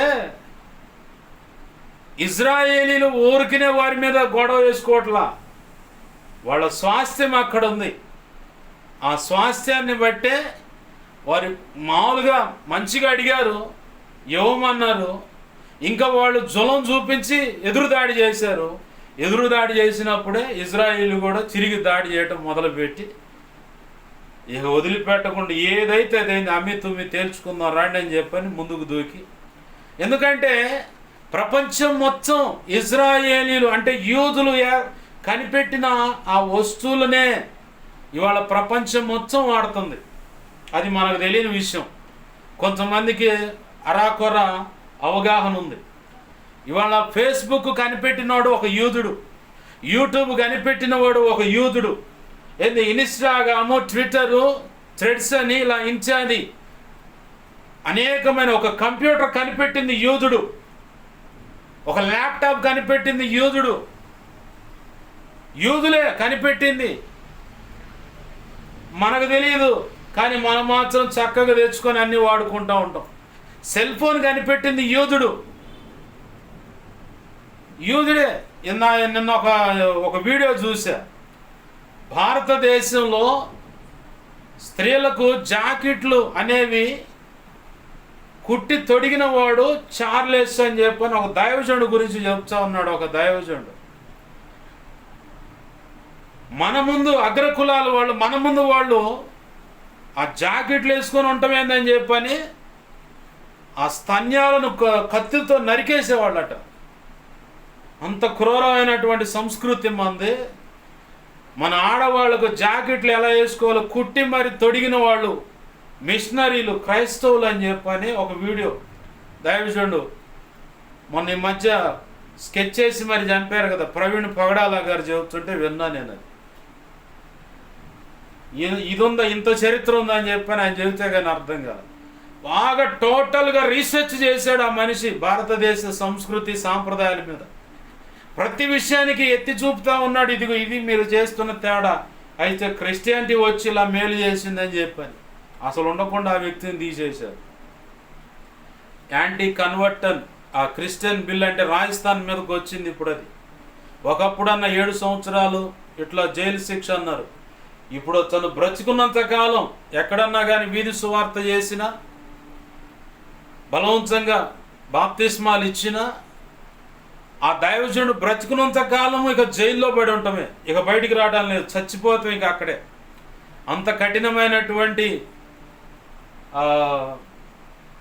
ఆజ్ఞలతో ఒక చట్టం వచ్చింది రాజస్థాన్కి, జార్ఖండ్ కూడా ఈ యొక్క యాంటీ కన్వర్ట్ బిల్లు వచ్చింది. గతంలో ఇదే బీజేపీ ప్రభుత్వం హిమాచల్ ప్రదేశ్ వాళ్ళకి యాంటీ కన్వర్ట్ బిల్లు పెట్టారు. గతంలో చెప్పాను మీకు ఇది. ఆ బిల్లు వచ్చినప్పుడు 15% ఉంది ఆ రాష్ట్రంలో క్రైస్తవత్వం. ఆ బిల్లు అమలు చేసిన తర్వాత 30 సంవత్సరాల తర్వాత చూసుకుంటే 95% మంది క్రైస్తవులు ఉన్నారు ఆ రాష్ట్రంలో. ఇదే బిల్లు పాస్ చేసిన ఈ బీజేపీ ప్రభుత్వం మొన్న మధ్య జరిగిన సంవత్సరం క్రితం జరిగిన ఎలక్షన్లకి ఆ హిమాచల్ ప్రదేశ్లో ఉన్న క్రిస్టియన్స్ అందరి దగ్గరికి వెళ్ళి మీకు మందిరాలు స్థలాలు ఇస్తాం, మందిరాలు కట్టిస్తాం, మీకు కావాల్సినవి అన్ని వెలుసుబాట్లు కలుగు చేస్తాం, మాకు ఓట్లేయండి అని చెప్పని బచ్చలాడారు. ఆనాడు బిల్లు పాస్ చేసింది వీళ్ళే. ఈనాడు ఆ బిల్లు దాన్ని క్యాన్సిల్ చేసి మీకు అన్ని వెలుసుబాట్లు కలుగు చేస్తాం, మాకు ఓట్లేయండి అని వెళ్తున్నారు. న్యాయం అనేది ఆలోచించండి. ప్రస్తుతం ప్రభుత్వాలు కానీ చుట్టూ ఉన్న పరిస్థితులు ఎంత కల్మషమై ఉన్నాయో ప్రభునందు ప్రియమైన దేవుని బిడ్డలు బాగా గమనించాల. క్రైస్తవత్వంలో నుంచి చైతన్యం మొదలవ్వాలి. మొదటిగా ప్రార్థనలు అది మొదలవ్వాలి. ప్రభువా, నీ చిత్తానికి వ్యతిరేకంగా ఏర్పాటు చేయబడిన ఈ ప్రభుత్వాలు కూలిపోవాలని కాదు, నీవు అనుకున్నట్టుగా పనిచేయాలని ప్రార్థన చేద్దాం. ఆమేన్, హల్లెలూయా. నీ కనుసన్నల్లో వాళ్ళు ఉండాలి. సామెతలు 21వ అధ్యాయం 1వ వచనంలో సెలవిచ్చినట్లుగా అక్కడ రాసి ఉంటుంది, రాజు యొక్క హృదయము నీటి కాలువల వలె ప్రవహిస్తూ ఉంది, అది యెహోవా చేతిలో. అక్కడ రాసిన మాట అదే ఉంటుంది. యెహోవా చేతిలో రాజు హృదయము నీటి కాలువ వలె నున్నది, ఆయన తన చిత్తవృత్తి చొప్పున దాన్ని త్రిప్పును అన్నాడు. అంటే స్పీడ్ బ్రేకర్లు ఏం లేవు, ఆయన కట్టలు ఏం లేవు, ప్రవహిస్తానే ఉంది. యెహోవా చేతిలోని నీటి కాలువలాగా ఆయన హృదయం. రాజు అంటే పరిపాలన చేసేవాళ్ళు. అధికారులు కిందకు వస్తారు. అధికారులు, ఉన్నతాధికారులైనా రాజకీయ నాయకులైనా, అటు ప్రధానమంత్రి కావచ్చు, ఇటు ముఖ్యమంత్రి కావచ్చు, ఎవరైనా ఎమ్మెల్యే, ఎంపీ, ఇక రాజకీయం అనే పరిధిలోకి ఎవరైనా వచ్చినా, అధికారులు, ఉన్నతాధికారులు అనే పరిధిలోకి ఎవరు వచ్చినా, ఈ సామెతలు 21వ అధ్యాయం 1వ వచనం ప్రకారం అని నువ్వు నడిపించు ప్రభువా. ఎంత వ్యతిరేకైనా కావచ్చు. మీకు ఇంకా అర్థం కావాలంటే నెబుకద్నెజర్ అనే రాజు భయంకరమైన దుర్మార్గుడు అని పేరు. అలాంటి వాడినే దేవుడు డీల్ చేసి ఇజ్రాయేలీలకు బుద్ధి వచ్చేలాగా, ఇప్పుడు మనం చదువుకున్న మూలవాక్యంలో కట్టబడిన మందిరాన్ని దోచుకుంది ఎవరో కాదు, ఇజ్రాయేల్ ప్రజలు దేవునికి వ్యతిరేకంగా బ్రతికిన దాన్ని బట్టి నా దాసుడైన నెబుకద్నెజరుకి నేను ఆజ్ఞాపించానన్నాడు దేవుడు. యెరూషలేము పట్టణాన్ని తగలబెట్టాడు. దేవాలయాన్ని ఆ బంగారపు ఇటుకలతో కట్టిన మందిరం అది, ఆ బంగారపు రేకులతో పొదిగించినటువంటి విచిత్రపు పనితో చేసినటువంటి వెలగలవి అన్నీ దోచుకొని పోయి నెబుకద్నెజరు తన ఆస్థానంలో ఒక గదిలో దాచిపెట్టాడు భద్రంగా. దాన్ని ధ్వంసం చేయలా, తనకు నచ్చినట్టు పనిముట్లు తయారు చేసుకోవాలా, భద్రంగా దాచిపెట్టాడు. అలాగా సేవ్ చేశాడు. వాస్తవానికి ఇజ్రాయేలీలు అంటే గిట్టదు, దేవుడు అంటే కూడా గిట్టదు. అట్లాంటి వాడిని బెండ్ చేసి తీసుకెళ్ళి ఇజ్రాయేలీలకు బుద్ధి వచ్చేలాగా అక్కడ వాడుకున్నాడు. ఒకానొక సమయం రాగానే నెబుకద్నెజరు ఈ రాజ్యాధిపత్యము ఇదంతా నా యొక్క బలం, నా వల్ల జరిగింది కదని అహంకార దృష్టితో తన మనసులో అనుకుంటా ఉన్నాడు. ఇలా అనుకోక మునిపే ఒక కలగా చూపించాడు. దానియేలు వచ్చి ఆ మాటలు చెప్పాడు. సంవత్సరం కాలం ఇచ్చాడు, సరి చేసుకుంటాడేమో పాపాలు ఏమని ఉంటే. మన జీవితాల్లో ఏదైనా పొరపాట్లు ఉంటే సరి చేసుకోవడానికి కూడా దేవుడు అవకాశం ఇస్తాడు. అవకాశం ఇవ్వకుండా అంత క్రూరంగా ఎగబడి గాయపరిచేవాడు కాదు దేవుడు. ఇక లోకంలో చెప్పుకుంటే వాడి కర్మకు వాడే బాధ్యుడు అన్నారు, కానీ నిన్ను బాగు చేయడానికి, ఎంత కఠినమైన పరిస్థితిలో ఉన్న నిన్ను పైకి లేవనెత్తుకోవటానికి నువ్వు సరి చేసుకుంటే ఉన్నతంగా ఆశీర్వదించి దేవుడు గతంలో ఉన్నాడు, ఇప్పుడు ఏమైతే వైభవాన్ని కోల్పోయావో నువ్వు సరి చేసుకున్న దాన్ని బట్టి పూర్వ వైభవం కంటే ఇంకా మెరుగైన వైభవాన్ని ప్రభు నీకు ఇవ్వగలడు. ఆమెన్, హల్లెలూయా. ఇవ్వగలడు. పూర్వమైన వైభవం కంటే ఇంకా గొప్ప వైభవంతో నిన్ను నా ప్రభు ఆశీర్వదించగలడు, నువ్వు సరి చేసుకుని ఆయనకి వెళ్ళి తిరిగితే. నెబుకద్నెజరుకి అవకాశం ఇచ్చాడు 12 నెలలు, అంటే సంవత్సర కాలం. కానీ సంవత్సర కాలం గడిచిపోయిన తర్వాత తన మనసులో తను కట్టుకున్నటువంటి ప్రపంచ వింతల్లోకెల్లా ఒక వింత, హ్యాంగింగ్ గార్డెన్ అంటారు, గాలిలో ఊగులాడుతున్నటువంటి ఒక భవనం.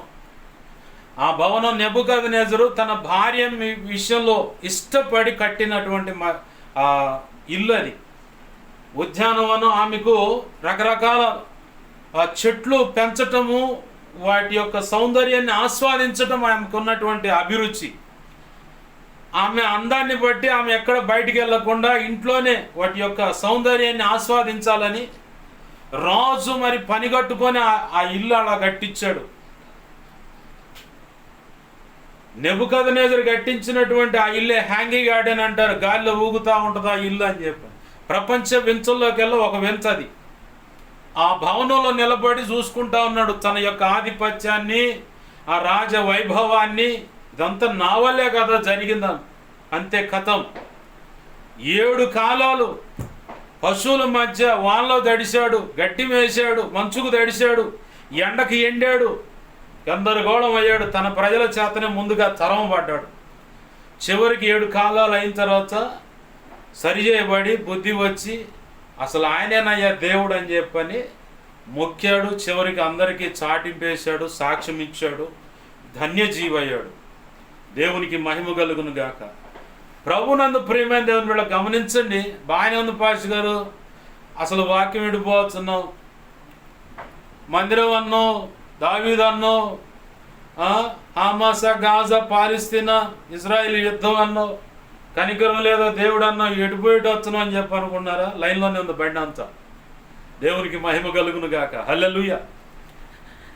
దేవుడు అవకాశం ఇవ్వకుండా తొందరపడి శిక్షించడు. గాజా పరిస్థితి, గాజా ప్రాంత ప్రజలైనా కావచ్చు, హమాస్, పాలస్తీనా, ఇన్ఛార్జ్ ఏ దేశాలైనా ఇజ్రాయెల్ దేశంతో తలపడుచు, వారు గాయపరచబడుతూ కరువు అల్లలాడుచున్న పసిబిడ్డలను చూసి కనికరం లేని ప్రజలు, కనికరం లేని దేవుడు అని చెప్పని ఒకళ్ళు ముద్ర వేస్తే అది తప్పు. నీ వైపు నుంచి తప్పు లేకుండా అవతల వైపు వ్యక్తి తప్పు అంటే జోక్యం చేసుకొని శిక్షించడం కానీ ఏదన్నా ప్రయత్నం ఏదన్నా కానీ తన వైపు న్యాయం ఉందని చెప్పని నీవు రుజువుపరచుకోవడానికి ప్రయత్నం చేయడు. నీ వైపు తప్పు లేదనుకో, ఎందుకు ప్రయత్నం చేస్తాడు? నీ మీద ఉత్త పుణ్యానికి ఏదైనా చేయాలని ఆ దేవుని పిల్లలకి ఏమన్నా, లేదంటే ఇజ్రాయేలీలకి ఏమన్నా ఇదే ఉందా? కాదు. అది అవతల వ్యక్తి తప్పు ఉంది, ఆ తప్పును కప్పిపెట్టుకోవడానికి నువ్వు ప్రయత్నం చేస్తున్నావు. ప్రపంచానికి ఏమో ఇజ్రాయేలును నమ్ముకున్నటువంటి దేవుడు తేడని ప్రచారం చేస్తున్నావు. వాస్తవానికి నీ వైపు తప్పు ఉంది, అది ఒప్పుకుంటే నేరస్తుడు అని నీ మీద ముద్ర పడుతుంది. నేను ఎందుకు ఒప్పుకోవాలా? కాబట్టే సాధ్యమైనంత వరకు యుద్ధం చేయాలని చెప్పని వాళ్ళు ప్రయత్నం చేస్తూ ఉన్నారు. ఇజ్రాయేలీలకు ఎదురుపోయి విజయం పొందినోడు ఎవడూ లేడు ప్రపంచవ్యాప్తంగా ఇప్పుడు వరకు చరిత్ర. ఎందుకంటే వాళ్ళ దేవుడు వారి పక్షాన ముందుగా గదిలుంటాడు. ఆమేన్, హల్లెలూయా. అవును, ఇది వాస్తవం. ఐగుప్తు దగ్గర ఎర్ర సముద్రంలో దొరికారు ఇజ్రాయేల్ ప్రజలు. ఎర్ర సముద్రం ముందు అనుకున్నారు. అగ్నిస్తంభం అయినటువంటి దేవుడు అప్పటి వరకు ముందున్న ఆయన కాస్త ఐగుప్తీయులకును ఇజ్రాయేలీలకు మధ్యలో వెళ్ళి నిలబడి ఇజ్రాయేల్ను సమీపించడానికి వీలు పడనంత రీతిగా యుద్ధం చేశాడు. వాళ్ళ రథచక్రాలు ఊడిపట్టేలాగా చేశాడు. చాలా వేదన పడ్డారు. అరే, వాళ్ళ దేవుడు మనతో పోరాడుతున్నారా అని చెప్పని కూడా రాసింది చరిత్ర. చిట్ట చివరికి దేవుని ప్రజలు ఎర్ర సముద్రం పాయలు చేయబడి 6 నెలలు ఆ దరికి దాటి వెళ్ళిపోయిన తర్వాత అప్పుడు ఈ అగ్నిస్తంభం కాస్త పక్కకి వెళ్ళిపోయి దారి ఇవ్వగానే అప్పుడు వెళ్ళారు. ఇజ్రాయేల్ను చంపటానికి కాదు, ఆ ఎర్ర సముద్రంలో పడి మునిగి చావటానికి దేవుడు అనుమతి ఇచ్చాడు. బరాబరా దొరికారు, ఎట్టైనా వాళ్ళని చంపాలని ప్రయత్నం, దేవుని ప్రజలకు వ్యతిరేక ప్రయత్నం. చాలామంది ఈరోజు అట్లా ప్రయత్నం చేసేవాడు ఉన్నారు. ఇదే ఇజ్రాయెల్ దేశం విషయంలో గతంలో ఇరాన్ ప్రధానమంత్రి, ఇప్పుడున్న ప్రధానమంత్రి కాదు, గతంలో ఒక ఆయన ఉండు, ప్రపంచ పటంలో ఇజ్రాయెల్ దేశం లేకుండా తుడిచేస్తానండు. అసలు ఆయనే మనుగడ లేకుండా దేవుడు తుడిచేశాడు. హెలికాప్టర్ యాక్సిడెంట్ అయింది. అసలు ఆ యాక్సిడెంట్ ఎందుకైందో కూడా ఎవరికి తెలియదు. యేసయ్య పిల్లలతో పెట్టుకుంటే దేవుడు అలానే కదులుతాడు. ఎటు నుంచి ఏం వస్తుందో ఎవడికి అర్థం కాదు. అరే ఈడెందుకు చచ్చాడు రా అని చెప్పని అంతుపట్టని పరిస్థితి. ఆ ఇరాన్ ప్రధానమంత్రి అట్నే చచ్చాడు, ముక్కలు అయిపోయి హెలికాప్టర్ క్రాష్ అయ్యి. క్రైస్తవులు ఏం చేయరు, సమస్య ఎదురైతే ముందు ప్రార్థన చేస్తారు. జీవము గల బలవంతునే ఆ దేవుని కదిలించి నువ్వు మా ముందుండి జరిగించాయ నీ కార్యం అంటారు, అంతే. ఆమెన్, హల్లెలూయా. ఇక తర్వాత ఏముండదు చెప్పుకోవటానికి. చరిత్ర ఇస్తున్నటువంటి సాక్ష్యం ఇది. నీ పనేదో నువ్వు చూసుకో, నువ్వు చేయాలనుకున్నది ఏదో చేసుకో. ప్రభు పక్షంగా ఉండి ప్రభు చెప్పినట్లుగా అడుగులు వేస్తున్నటువంటి కుటుంబం జోలిపోయినా, సేవ జోలిపోయినా, ఏంది ఆ వ్యక్తులు జోలిపోయినా ఆయనంత తేలిక వదిలిపెట్టడు. వీళ్ళు మర్చిపోవచ్చేమో కానీ ఆయన మాత్రం పగబెట్టుకొని ఉంటాడు. ఖచ్చితంగా కాలంలో ఒకరోజు పరిష్కరిస్తాడు దాన్ని. అమాలేకులు కనుక చేసినట్టు చేస్తాడు. కాబట్టి అవతలోళ్ళు తప్పు అనుకోవద్దు. ఎక్కడి నుంచి వచ్చిందా ఈ గొడవ అంతా అంటే ఇజ్రాయేలీల యొక్క మందిరం, అంటే సొలొమోను కట్టిన మందిరము.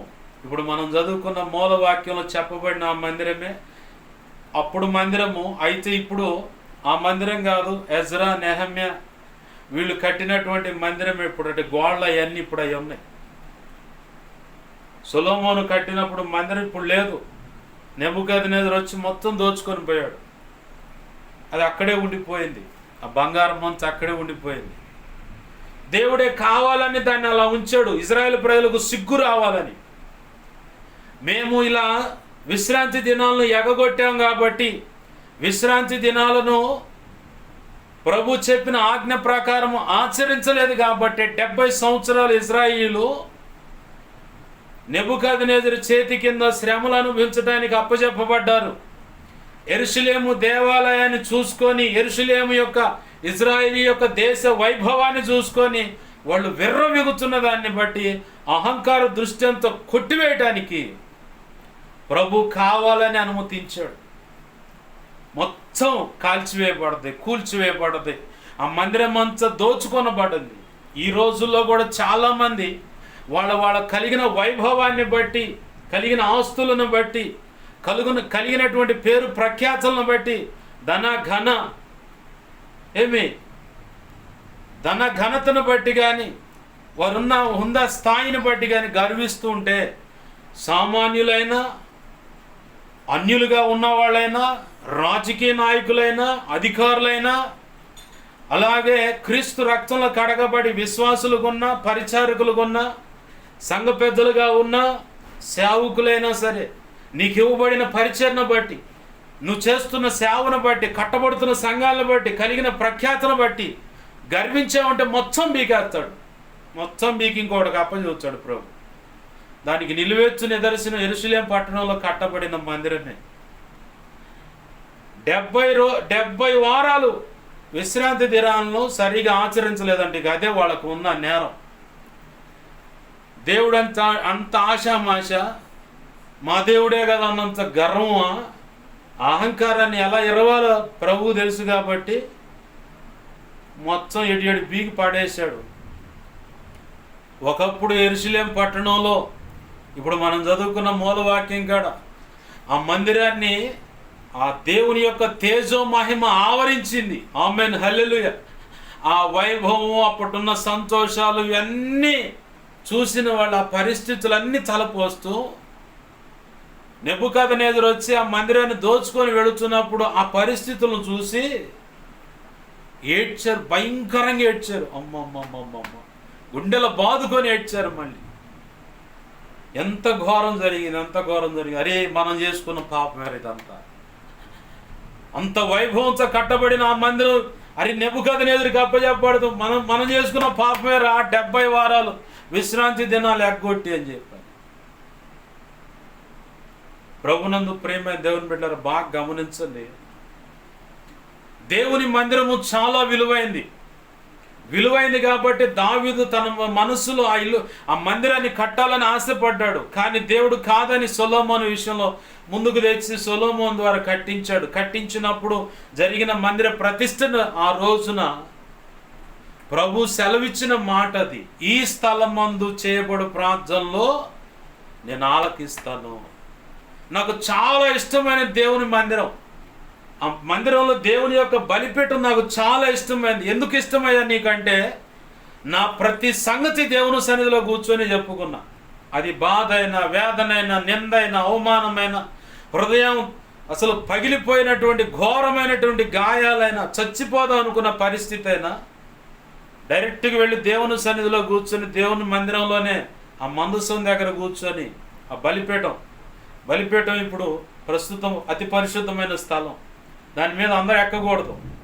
ఒకళ్ళు మందిరంలో ఈ దరి నుంచి ఆ దరికి బోరు కడతారు, ఇది బలిపీఠం అని. పిల్లోడు ఎక్కుచ్చుడు, ఆడోళ్ళు ఎక్కుచ్చారు, ఇక రక్షణ లేనోడు ఎక్కుచ్చుడు, రక్షణ ఉన్నోడు ఎక్కుచ్చుడు, రాజకీయ నాయకుడు కూడా ఎక్కుచ్చుడు. దేవుని యొక్క బలిపీఠం అనేది అతి పరిశుద్ధమైన స్థలము. ఒక సేవకుడు మాత్రమే ఎక్కి నిలబడి వాక్యం అందించాల్సిన స్థలం అది. సేవకురాలు కూడా ఎక్కడానికి లేదు, అవకాశం లేదు అక్కడ. సేవకుడు మాత్రమే ఎక్కాల ఆ బలిపీఠం. సేవకురాలు వచ్చి నువ్వు పక్కన నిలబడి వాక్యం అందించడమే కానీ ఆ బలిపీఠం మీద నువ్వు నిలబడటానికి నీకు హక్కు లేదు. ఇది వాస్తవం. దేవుని సన్నిధికి ఎప్పటికీ పరిశుద్ధత అనుకూలమని ఎందుకు ప్రభు వాక్యం రాసి పెట్టాడంటే, ఆ రోజుల్లో దేవాలయంలోకి లేవీలు మాత్రమే, అంటే యాజక ధర్మంలోకి ఎంచబడిన వాళ్ళు మాత్రమే వెళ్ళాలి. వెళ్ళేవాడికి నడుకు తాడు కట్టి పంపిస్తారు. వేసుకున్నటువంటి నిలువుటంగిలకి గంటలు కడతారు. తను నడుస్తున్నప్పుడు ఆ గంటల శబ్దం వినపడుతుండాల. ఆ గంటల శబ్దం గనక ఆగిపోయిందా, వీని మనసులో కానీ, తలంపులు, ఊహల, ఆలోచనలో కానీ, హృదయంలో కానీ ఏదో ఒక చిన్న పొరపాటు ఉండుంటుంది. దేవుడు మొచ్చుంటాడు, చచ్చుంటాడని ఆ చచ్చిన శవాన్ని కూడా ఇంకొక యాజకుడు ముట్టుకోకుండా తాడుతోనే లాక్కొని బయటకు తీసుకొచ్చి పడేస్తారు. అంత ప్రభావం చేత నింపబడింది దేవుని ఆలయం. మనం ఏంది ఇప్పుడు యేసయ్య నమ్ముకున్న తర్వాత దేవాలయం అంటే ఏముందిలే, ఆ దేవుని మందిరంలోనే జబర్దస్తులు చూస్తాం, ఆ దేవుని మందిరంలోనే ఏంది పనికిమాలి అని చూస్తాం, ఆ దేవుని మందిరంలోనే లవర్కి మెసేజ్లు చేస్తాం, ఆ దేవుని మందిరంలోనే లవర్తో కలిసి ముచ్చటేస్తాం, ఆ దేవుని మందిరం కాడికి వెళ్తున్నాం అని చెప్పని ఇంకొక ఆమె తీసుకొని పోయి రాచకార్యాలు, నీచమైన రచ్చంతా చేస్తాం. నిజం. దేవుడు గనక చెప్పించాడంటే మాత్రం అసలు ఊడ్చుకొని పోతాం, కనపడ కూడా కనపడం. దేవుని ఆలయము అంత పవిత్రమైంది. మలాకి గ్రంథంలో మలాకి గ్రంథమేనా, దాంట్లో ఒక మాట రాసి ఉంది. గతంలో కూడా మీకు పరిచయం చేశాను. మీ దేవుని యొక్క పిల్లలు ఇద్దరు మాట్లాడుకుంటుంటే ఏముంది అక్కడ, 3వ అధ్యాయం 16-17 వచనాల్లో ఏముంది? యెహోవా చెవియొగ్గి తొంగి అలా చూస్తూ చెవియొగ్గి వింటాడట. వింటమే కాదు, అవి ఒక గ్రంథంలో రాసి పెడతాడు. దేవుని మందిరం అంటే చాలా పవిత్రమైంది. దేవుని మందిరంలో ఉన్నటువంటి వస్తువులు నీ స్వచిత్తానికి వాడకూడదు. నీ స్వచిత్తానికి వాడాలంటే నాకు భయం. అది బెల్షెజర్ అనేవాడు దేవుని మందిరంలో ఉన్నటువంటి వాళ్ళ నాయన అనుకోవచ్చు, పెద్దోళ్ళు నెబుకద్నెజరు తీసుకొచ్చినటువంటి దేవాలయంలోని పరిశుద్ధమైన ఉపకరణాలు, ఆ త్రాగటానికి ఎంచబడినటువంటి అక్కడ ద్రాక్ష రసం ఏర్పాటు చేయడానికి ఆ నూనెకి ఉపయోగపెట్టి ఆ ఉపకరణాలు ఇడేం చేశాడని తెచ్చి ద్రాక్షారసం పోసుకొని తన పరివారంతోనూ ఉపపత్నులందరిని పెట్టుకొని తన నమ్మినటువంటి దేవుడు లేదంటే ఆ దేవతను ఘనపరుస్తా ఈ దీంట్లో దాగుతూ ఉండు. అంతే, టక టక టక గోడ మీద రాత రాశాడు, మెనే టెకెల్ ఒఫార్సిస్ అని చెప్పాడు. ఆ రాతతోనే ఈ బెల్షెజర్ ముఖం వికారం అయిపోయింది. ఆ సబ్జెక్ట్ చదివిన తర్వాత మా అమ్మ కూడా చదువుతా, అప్పుడప్పుడు నాకు భయం అన్నమాట. దేవుని యొక్క ప్రభు బలు ఇవ్వటానికి నేను పక్కగా ప్రత్యేకంగా పెట్టినటువంటి ఆ గిన్నెలు కానీ ఆ చెంబు అంటే దానికి ఉపయోగపడే పాత్రలు ఏమైతే నాకున్న పరిధిలో ఏమైతే పక్కన పెట్టానో వాటిని చాలా జాగ్రత్తగా చూస్తూ ఉంటా. ఇంట్లో ఎవరైనా కావాలని నీళ్లు తాగటానికో తినటానికి ఏదైనా ఉపయోగపడితే దుమ్ము గోడ్చాడు దేవుడు అని చెప్పని, అవసరమైతే మొత్తుతాడు, చంపేస్తాడు కూడా. బెల్షస్సర్ అందుకే చంపింది. ఆ సబ్జెక్టు చూసి మందిరానికి ఇది దేవుని సేవలో వస్తువు ఇది అనుకున్న దాన్ని ఇక నా స్వచిత్తానికి వాడను, పక్కన పెట్టేస్తా. శుభ్రంగా దాని విషయంలో జాగ్రత్తగా ఉంటా. దేవుడు నేర్పింది. కుర్చీలైనా సరే గతంలో చెప్పాక మందిరంలో చైర్స్ అట్టట్ట ఎగరేసి చివరికి దేవుడు అక్కడ బాచి ఇంట్లో కూర్చోండు. దేవుని సన్నిధిలో ఉన్నటువంటి వస్తువులు ఏదైనా సరే కింద పరిసినటువంటి పట్టతో సహా దేవుని పనిలో విలువైన వస్తువు అది. చాలా జాగ్రత్తగా ఉండాలి. దేవుని మందిరము చాలా పవిత్రమైనది. అయితే ఇక్కడ సబ్జెక్ట్ ఏంటంటే ప్రభు మనతో ఈరోజు మాట్లాడాలనుకుంటుంది.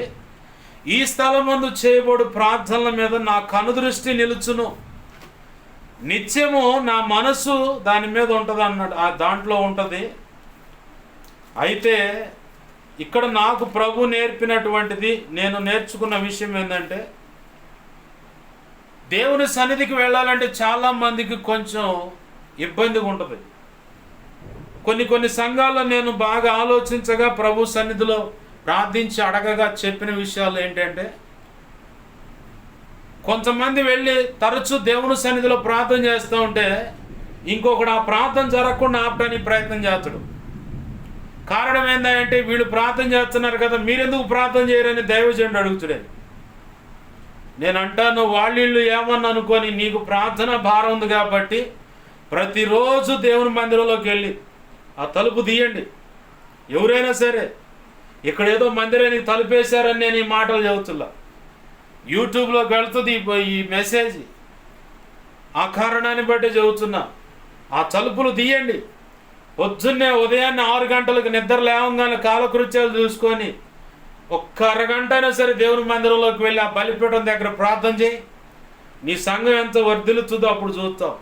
నువ్వెంత ఆధ్యాత్మిక పరిపక్వతలోకి వస్తావో నువ్వు చూస్తావు. నీతో పాటు కలిసిన వాళ్ళు ఎంతగా మండుతారో నువ్వు చూస్తావు. అలాగ కూర్చున్నవాడే ఈ జాషువా డానియల్. పొద్దున్నే 6 గంటలకల్లా దైవజనులు మోకాళ్ళేసి తన దగ్గర పిల్లలను పెట్టుకొని కూర్చుంటే ఒకళ్ళు వచ్చేవాడు. వాళ్ళలో నేను ఒకడిని. అలా కూర్చున్నప్పుడు వాళ్ళ దగ్గర నేర్చుకున్న ప్రార్థనే ఈరోజు ప్రభు కృపను బట్టి ఇలా తయారైంది ఈ పాత్ర. సాయంత్రం 7:15 మందిరంలోకి పోయేవాడిని. ఓ చల్లి అంది, అయ్యా నువ్వు మందిరంలోకి వెళ్తే నా 5-6 గంటల దాకా రావయ్యా అని చెప్పి. 4-5-6 గంటల నేనేం చేస్తాను అనుకున్నా. ఒకరోజు దేవుడు నిలబెట్టాడు. 7:15 పోతే 12:30-1 గంట అయింది నేను బయటకు వచ్చేసరికి. అంత సమయం ప్రార్థనలోనే ఉన్నా ప్రభు సన్నిధిలో. ఈరోజు ఒక్క నిమిషం కూడా నేను నిలబడలేను అనుకున్న రోజున 3 గంటల పాటు నిలువు మోకాళ్ళ మీద నిలబెట్టి ప్రార్థన చేయించాడు ప్రభు. అసలు ఏం చేస్తాం అంత సమయం ప్రార్థన? ఏముంది అంత ప్రార్థన అనేది చాలామందికి డౌటు. మొదటిగా దేవుని సన్నిధి విలువ చెప్పి తర్వాత ఆ ప్రార్థన సంగతి చెప్తా.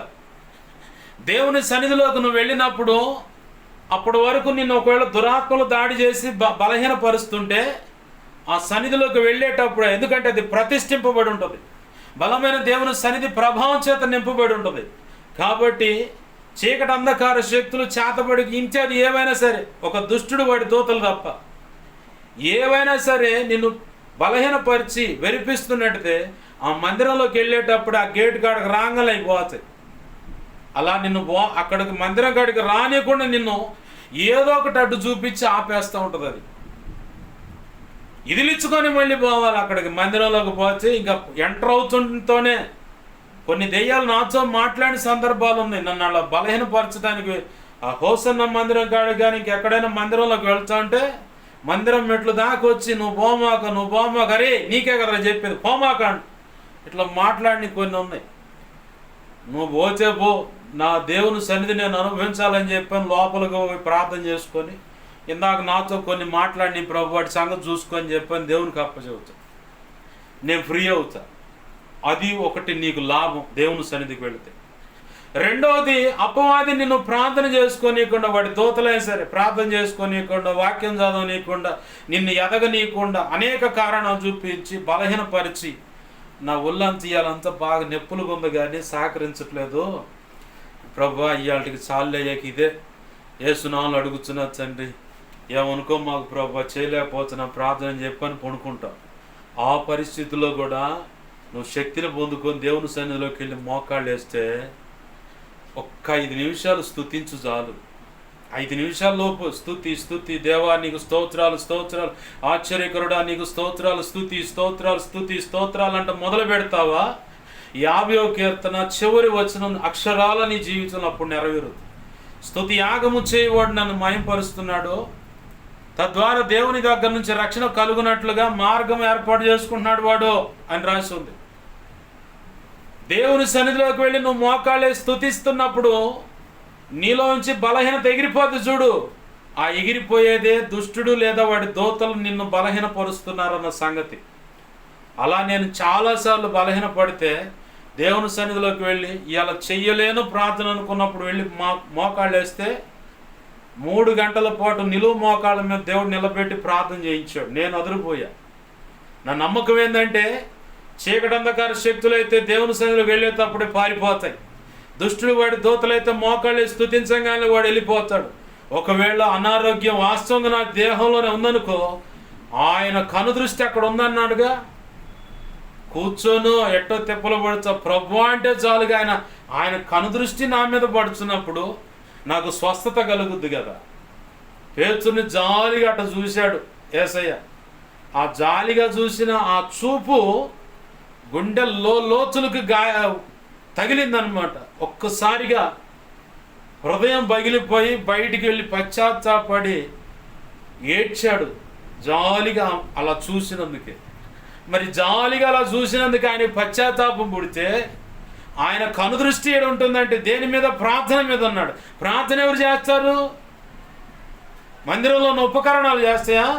నువ్వు నేనే చేసేది. మరి ప్రార్థన మీద ఆయన దృష్టి ఉంటే, ప్రార్థన మీద ఆ స్థలం మీద ఆయన మనసు చేస్తున్న ఆ స్థలం మీద మనసు ఉంటే, చేస్తున్న ప్రార్థనలు చెవియొక్కుతుంటే నీ మీద కూడా ఆయన యొక్క చూపు యొక్క ప్రభావం స్పృశిస్తుంది కదా. తద్వారా నువ్వు కృప పొందుకుంటావు కదా, అభిషేకం పొందుకుంటావు కదా, ఆయన చూపే నీ మీద పడుతుంది కదా. అసలు ఈ రహస్యము, ఈ విలువ తెలియక చాలామంది మందిరం అంటే ఆవిడంత దూరం ఉంటారు. అదేదో చెరసాలైనట్టు. నాకు చాలా ఇష్టం అండి దేవుని మందిరం. నా ప్రభు అక్కడ మోకాళ్ళంగా నా దగ్గరికి ఎదురుగా వచ్చి నిలబడతాడు. అమ్మ నాన్న ఎలా అయితే కమ్మగా పసిబిడ్డతో మాట్లాడుతారు అలాగే నా యేసయ్య వచ్చి అంతకంటే గొప్పగా మధురమైన స్వరం అది. నేను ఎక్కువగా ఆదరించబడింది అక్కడే. నా ప్రతి సమస్య విషయంలో ఆ సమాధానం పొందుకుంది అక్కడే. అక్కడ నేను నిలబడ్డాను కాబట్టి ప్రభు కృపను బట్టి ఈరోజు ఇలా నిలబడి దేవుని మాటలు అందించగలుగుతున్నాను. ఇది మందిరం మీకు కట్టె కొట్టె తెచ్చే పెట్టే అన్నట్టుగా వివరణ. ఇక ప్రార్థన ఏం చేస్తారు పాష్ గారు అంటే, కనీసంలో కనీసం ప్రభు నాకు ఇచ్చినటువంటి అనుమతి చొప్పున ఉన్న సమయంలో గంటన్నర లేదంటే 2 గంటల పాటు కేవలం స్తుతిస్తాను నేను అంతే. అమ్మ అంత స్తుతి ఏ వస్తుంది, ఎక్కడి నుంచి వస్తుంది అంటే లైన్లో దిగితే కనపడుతుంది అంతా. నేను అందరికి ఇప్పుడు ఇక్కడ ఓపెన్గా ప్రార్థన చేస్తూ ఉన్నాను. కొంతమంది నేర్చుకోవడానికి రికార్డింగ్ చేస్తున్న వాళ్ళు ఉన్నారు. కొంతమంది వీడు చేసే ప్రార్థన తేడాని రికార్డింగ్ చేసి అధికారులకో వాళ్ళకి ఎవరో ఒకరికి కంప్లైంట్గా ఇద్దామని చెప్పని రికార్డింగ్ చేసే బ్యాచ్ కూడా ఉంది. నాకు తెలుసు ఆ సంగతి, వాళ్ళు ఎవరో కూడా తెలుసు. అయినా సరే నేను వాళ్ళ మీద ఎటువంటి ద్వేషం పెట్టుకోను, ఎందుకంటే అజ్ఞాన స్థితి అది. వాస్తవానికి బాప్తిసం పొందావు, దేవుని మార్గంలో నడుస్తున్నావు, ప్రార్థన వినపడుతుందంటే నేర్చుకునే మనసు ఉండాలి నీకు. నా కోసమే కదా. వాస్తవానికి నేను నా పెదము దాటి మాట బయటికి రాదు. మీకు ముందు నేను ఇక్కడ ఓపెన్ అయి ప్రార్థన చేసేది ఎందుకో తెలుసా? ఎవరైనా ప్రార్థన మీద ఆసక్తి కలిగిన వాళ్ళు నేర్చుకుంటారు, ఇలాగ ప్రార్థన చేయాలా, ఇదే సంగతి అని తెలుసుకుంటారని మాత్రమే ఓపెన్ అయి ప్రార్థన చేస్తాను నేను. వాస్తవానికి నేను ఓపెన్గా ప్రార్థన చేయను అసలు. నా ఇంట్లోనే నేను ప్రార్థన చేస్తున్నానా లేదని మా అమ్మకే డౌటు. ఎలా ఉంటా ఏంది ఈ సంగతి, అసలు ప్రార్థన చేస్తుండా, నిద్రపోతుండా, అసలు ఏం చేస్తుండా అనేది వాళ్ళకి అంతుపట్టదు అనమాట. ఇప్పటికీ అర్థం కాలే నేను వాళ్ళకి, ఇప్పటికీ అర్థం కాల. నేను నా లోపల నేను ప్రార్థన చేసుకోవడానికి ఒక బలమైన కారణం ఏంటంటే, ఓ సహోదరుడు మేము తండ్రి సన్నిధిలో ఉన్నప్పుడు ఈ నరసరావుపేట ఈ కాలనీలో 3వ లైన్లో ఉన్న మందిరం, అక్కడ పరిచర్య చేస్తున్నప్పుడు మాతో పాటు పరిచారకుడు అతని పేరు శ్రీను. అతని వల్ల నాకు ఒక కనువిప్పు కలిగింది కాబట్టే పేరు చెబుతున్నా. ప్రార్థన చేస్తున్నప్పుడు కొంతమంది రికార్డింగ్ చేస్తారు, పెదాల కాడ పెట్టి, నీకు తెలుసా అండు. అప్పుడు నాకు డౌట్ వచ్చింది, అవునా ఇట్లాంటి వాళ్ళు కూడా ఉంటారా, అయితే నా పెదాలు దాటకుండా నేను ప్రార్థన చేయటం అలవాటు చేసుకోవాలని రాత్రైనా పగలైనా మందిరంలో నేను ఒంటరిగా ఉండి ప్రార్థన చేసుకునే మాట అయితే నా పెదాలు దాటి నా మాట బయట వాళ్ళకి వినపడదు. అంత సీక్రెట్గా ప్రార్థన చేసుకుంటా. ఇది చాలామందికి ఉపయోగపడుతుంది ఈ మాట. ఎందుకంటే కొంతమంది ఈడ మొదలు పెట్టారంటే 10 ఏళ్ళకి అందాలి ఆ మాట. ఆ రకంగా గంభీరంగా చేస్తూ ఉంటారు ప్రార్థన. అంత గట్టిగా ప్రార్థన వచ్చి ఎప్పుడో ఎక్కడో ఏదో ఒక చోట సెట్ అయితే కానీ అన్ని చోట్ల సెట్ కాదు. నాకు తెలిసి ఒక తల్లి కళ్ళకుంటలో అన్యుల్లో నుంచి రక్షణ పొందింది. భర్త తాగొచ్చి బేభత్సంగా కొడతాడు, అయినా సరే ఆ తల్లి నోరు తెరిచి ప్రార్థన చేయటం మొదలు పెట్టిందంటే అటు 10 ఏళ్ళకి ఇటు 10 ఏళ్ళకి వినపడుద్ది. కుల పెద్దలు అందరూ వచ్చి రచ్చరచ్చ చేసి ఆ తల్లిని బేభత్సంగా కొట్టించి అసలు భయంకరంగా ఆ భర్త పెట్టి హింసలకు పారిపోయి వచ్చింది ఈ పేటకి. మేమే మందిరంలో ఆశ్రయం కల్పించి పిల్లల్ని పిలిపించి పంపించి దైవజనుడి ద్వారా తర్ఫీదు ఇచ్చి మళ్ళీ పంపించి, ఆ మాత్రం నోరు తెసి ప్రార్థన చేసి అటు 10 ఇళ్ళు ఇటు 10 ఇళ్ళు గడగడ వణికిపోవాలన్నమాట. ఆ రకం చేస్తుంది. అది అన్ని చోట్ల సెట్టు కాదు. మొన్న ఈ మధ్య నాకు కూడా ఒక అన్నని ఇచ్చిండు. ఆ అన్నకి చెప్పి, అన్న నువ్వు చేసే ప్రార్థన కాదు, నువ్వు సరి చేసుకోవాలి, అలా ఎక్కువగా పైకిన పడేలాగా ప్రార్థన చేయటం అన్ని చోట్ల సెట్ కాదన్నా, దాన్ని నువ్వు కంట్రోల్ చేసుకోవాలని చెప్పాను. ఆయన మాత్రం కంట్రోల్ రావట్లా. అన్న టచ్ చేస్తా అంటే కోపడుతుండు. ఇది నేను చేసి అర్థం కాదు, దేవుడు చెప్పాలి అని చెప్పని వదిలేశాను. నేను కూడా అట్లా ప్రార్థన చేస్తూ చిన్నగా దైవజనుడు ఇచ్చిన తర్ఫీదును బట్టి, ఆత్మీయ తండ్రి చెబుతున్నట్టు మాటలను బట్టి, పరిస్థితులను బట్టి కొన్ని నేర్చుకొని చివరికి నా ప్రార్థన నా పెదాలు దాటి బయటికి రాదు మాట. అంత సైలెంట్గా ప్రార్థన చేసుకుంటా. నాకు తెలుసు అవతల వాడు రికార్డింగ్ చేస్తున్నాడు, ఒకటి నేర్చుకోవటానికి, రెండవది కేసు పెడటానికి అని తెలుసు. నాకు తెలిసి కూడా కావాలని ప్రార్థన చేస్తాను నేను. ఎందుకో తెలుసా, వాడు ఏ దుర్మార్గతను బట్టి ఆ రికార్డింగ్ చేస్తుండో ఆటోమేటిక్గా ప్రార్థన అంతా మారిపోతుంది. నాకు తెలుసు ఆ సంగతి. వ్యక్తిగతంగా నేను అనుభవించి చెబుతున్న మాట. కరోనా టైంలో మందిరాల్లో కనపడితే మొత్తాన్ని ఎత్తుతారన్నారు. అదే టైంలో మందిరంలోకి వెళ్ళి పాస్టర్ గారి కొడుకు ఎదురుగా నేను ప్రార్థన చేస్తూ ఉన్నా. కళ్ళు మూసుకొని ప్రార్థన. మనం ఎలలోకి దూకామంటే కళ్ళు తెరవం, అది ఒకప్పుడు. సేవలోకి వచ్చిన తర్వాత కళ్ళు తెరిచి అందరికి వెళ్ళి చూస్తానే ప్రార్థన చేసుకుంటూ ఉంటా. బయట తిరుగుతా కూడా ప్రార్థన చేస్తూనే ఉంటా, బండి నడుపుతా కూడా ప్రార్థన చేస్తూనే ఉంటా, టీ తాగుతా కూడా ప్రార్థన చేస్తూనే ఉంటా. 24/7 అన్నమాట, ఆగదు. మెలుగుతూ ఉంటే మాత్రం ప్రార్థన. నాకు అంత ఇష్టం ఆ ప్రార్థన అంటే. శపితమైన కుటుంబం అండి మాది. ఎలాగైనా నా ప్రభు నిర్ణయించిన ఆ నిత్య నిబంధనకు సంబంధమే, ఆ నిత్య నిబంధనకు అనుగుణంగా ఆశీర్వాదం మేము పొందుకోవాలి. ఒక్కడు విధేయత చూపిస్తే అబ్రహామును బట్టి ప్రతి తరం ఆశీర్వదింపబడుతుంది. దావీదు ఒకడు విధేయత చూపిస్తే ప్రతి తరంలో దావీదు గురించి చెప్పబడుతుంది. ఆ ఇద్దరే నాకు ఆదర్శం. వాళ్ళ జీవితాలు పొరపాట్లు ఉన్నాయి. అలాంటి పొరపాట్లు నేను అడుగు పెట్టకూడదు ప్రభువా, నన్ను తప్పించు.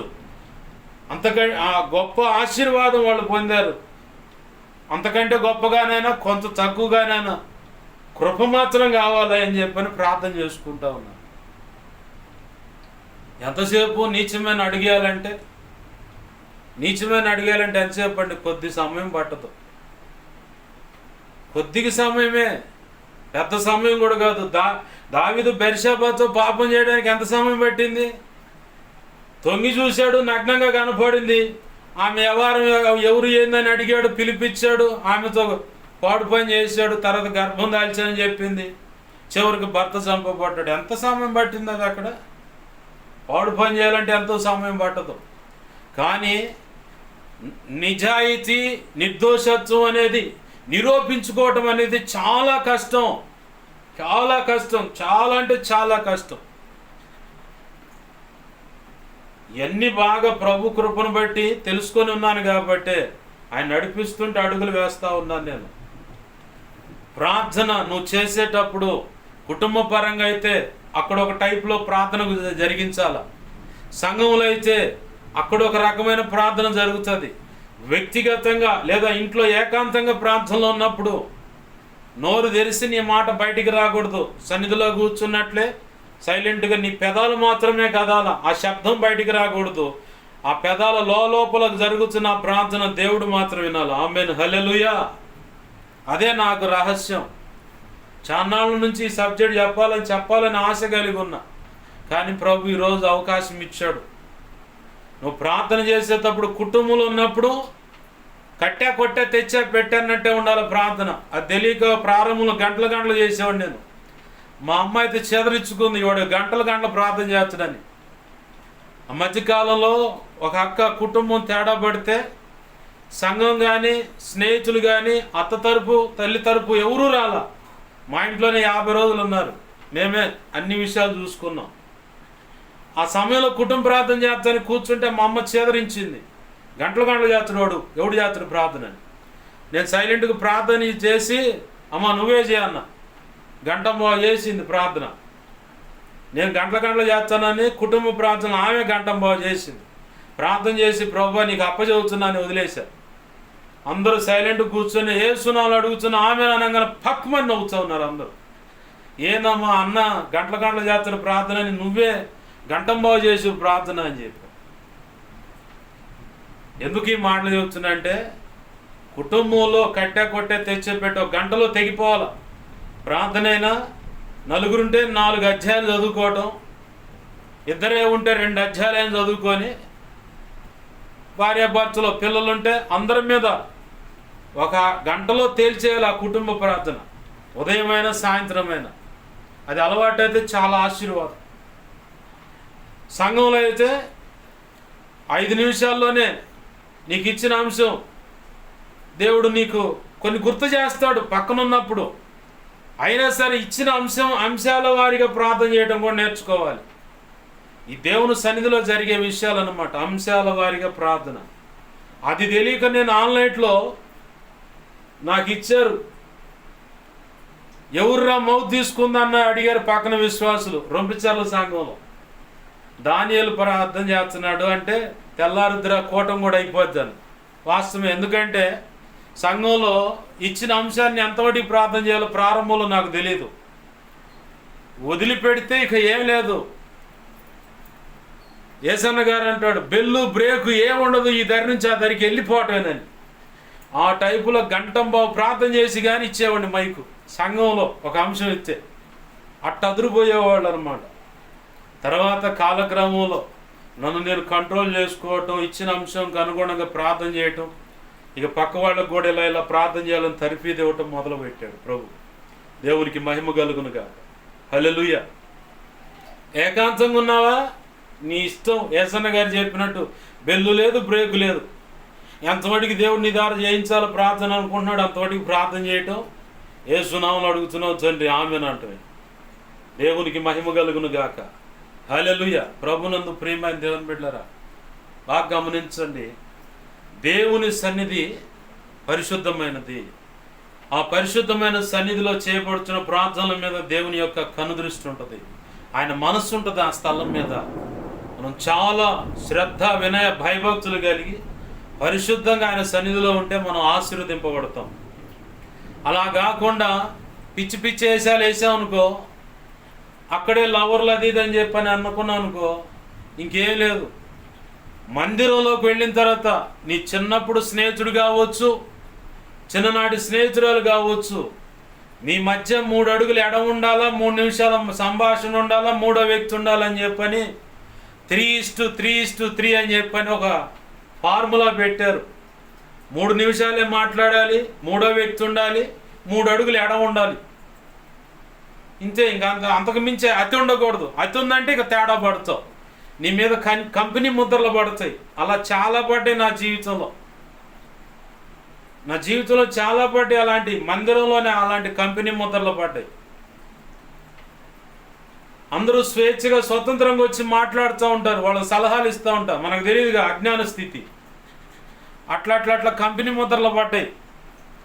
చివరికి ఇది ఇలా జరిగిందని తెలుసుకొని తేరుకునే లోపల 2-3 రోజులు ఉపవాసాలు ఉండి సరి చేసుకొని నిలదొక్కునేంత దుఃఖం, ఆవేదనతో ఉండేవాడిని.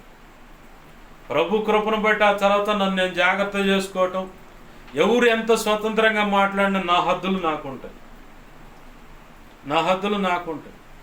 కొంతమంది అనుకుంటారు పలానా వాళ్ళు ఇలా అలా చూస్తున్నారు, వీడికి లవర్ ఉండు, అది ఉండు, సెల్ ఫోన్ ఎప్పుడు నొక్కుంటా ఉంటాడని చెప్పంటే, నేను సెల్ ఫోన్ వాడేది దేవుని మాటలు వినటానికి, న్యూస్ వినటానికి, ఆ తర్వాత ఏదన్నా థంబ్నెయిల్ డిజైన్ చేయటానికి, లేదంటే ప్రభు ఈ మధ్య పాటలు రాయిస్తున్నాడు కాబట్టి నోట్ బుక్ మీద రాసుకోలేను నేను.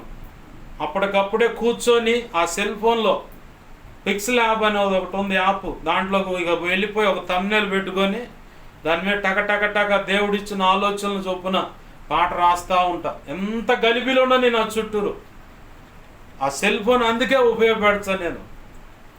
పోయిన ఆదివారం మందిరంలో, తండ్రి సన్నిధి మందిరంలో 2 పాటలు రాసాను సెల్ ఫోన్లోనే కూర్చొని టక దేవుడు ఇస్తూ ఉన్నాడు ఆలోచన ప్రకారం 2 పాటలు అక్కడ రాశారు.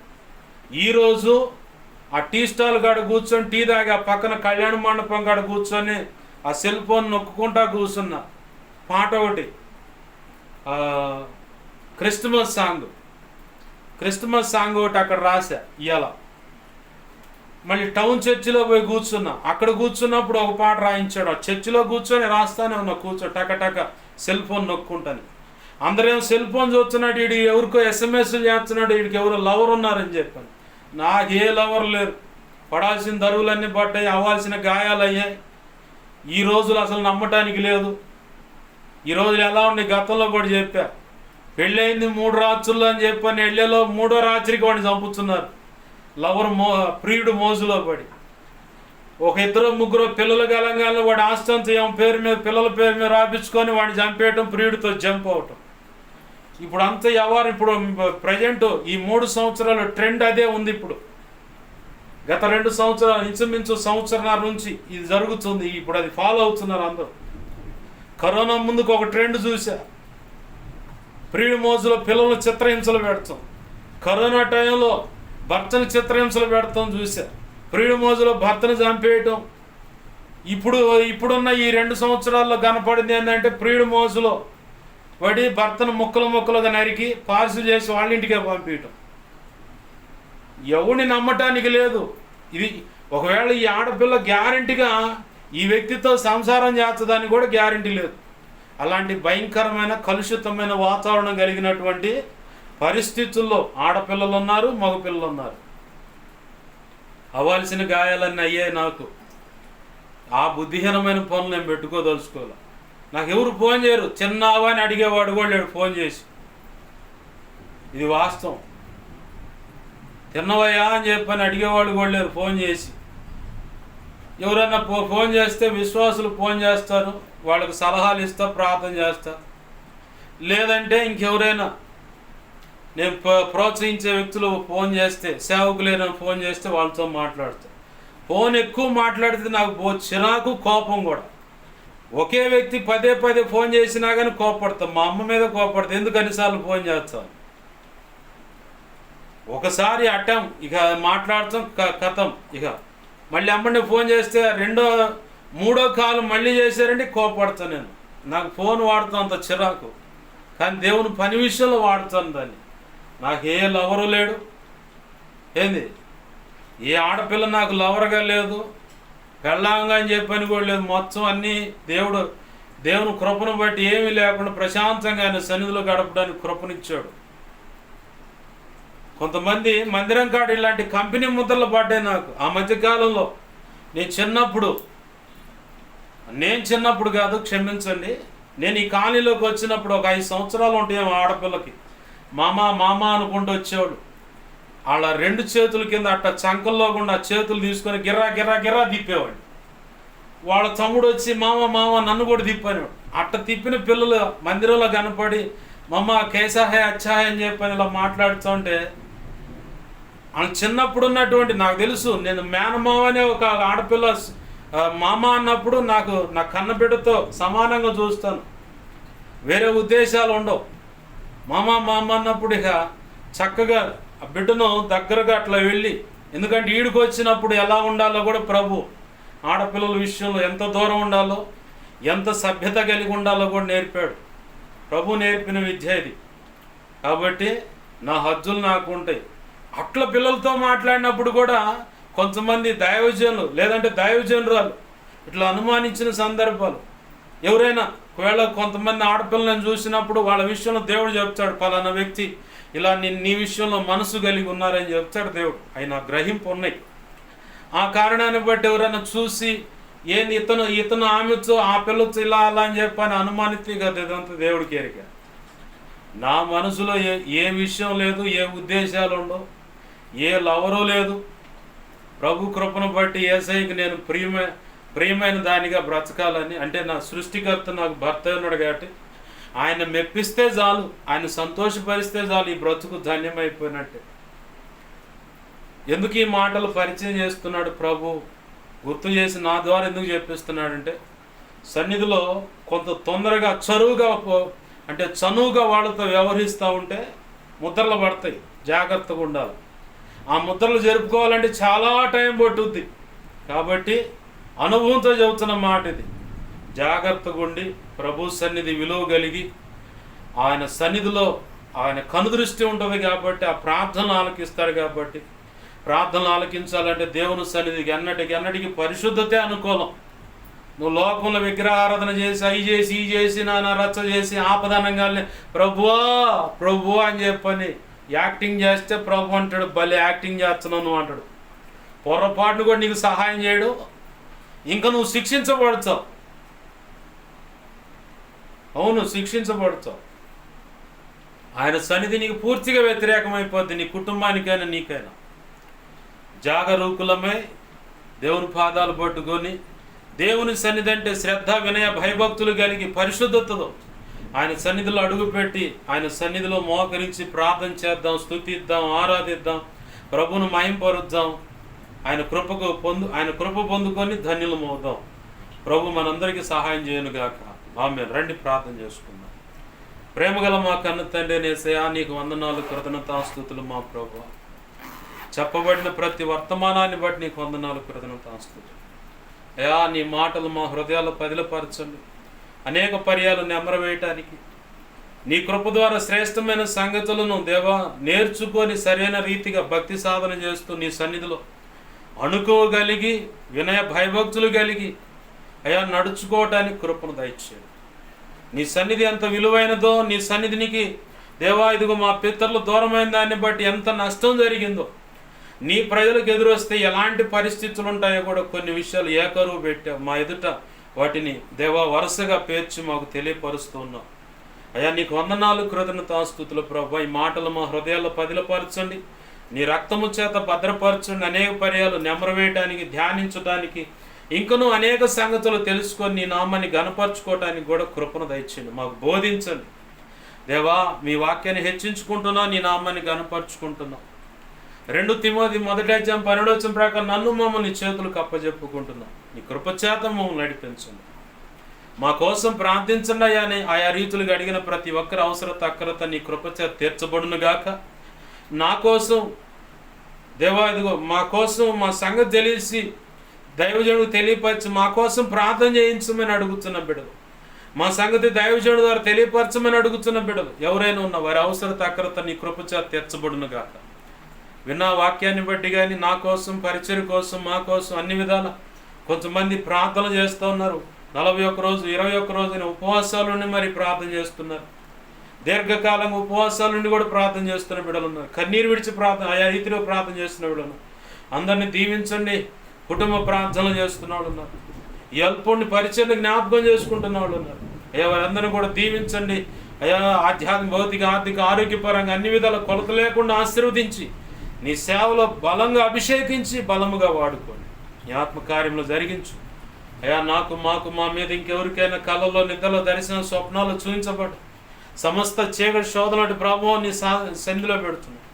మహాపునరుద్ధాన శక్తిని బట్టి, కలువరి శిలువలో మా కొరకు నువ్వు చిందించిన రక్తాన్ని బట్టి వాటి ప్రభావంతో యేసు నామములో లయమైపోవును గాక. లయపరచునందు నీ కృతజ్ఞతాస్తుతులు, కృతజ్ఞతాస్తుతులు, కృతజ్ఞతాస్తుతులే.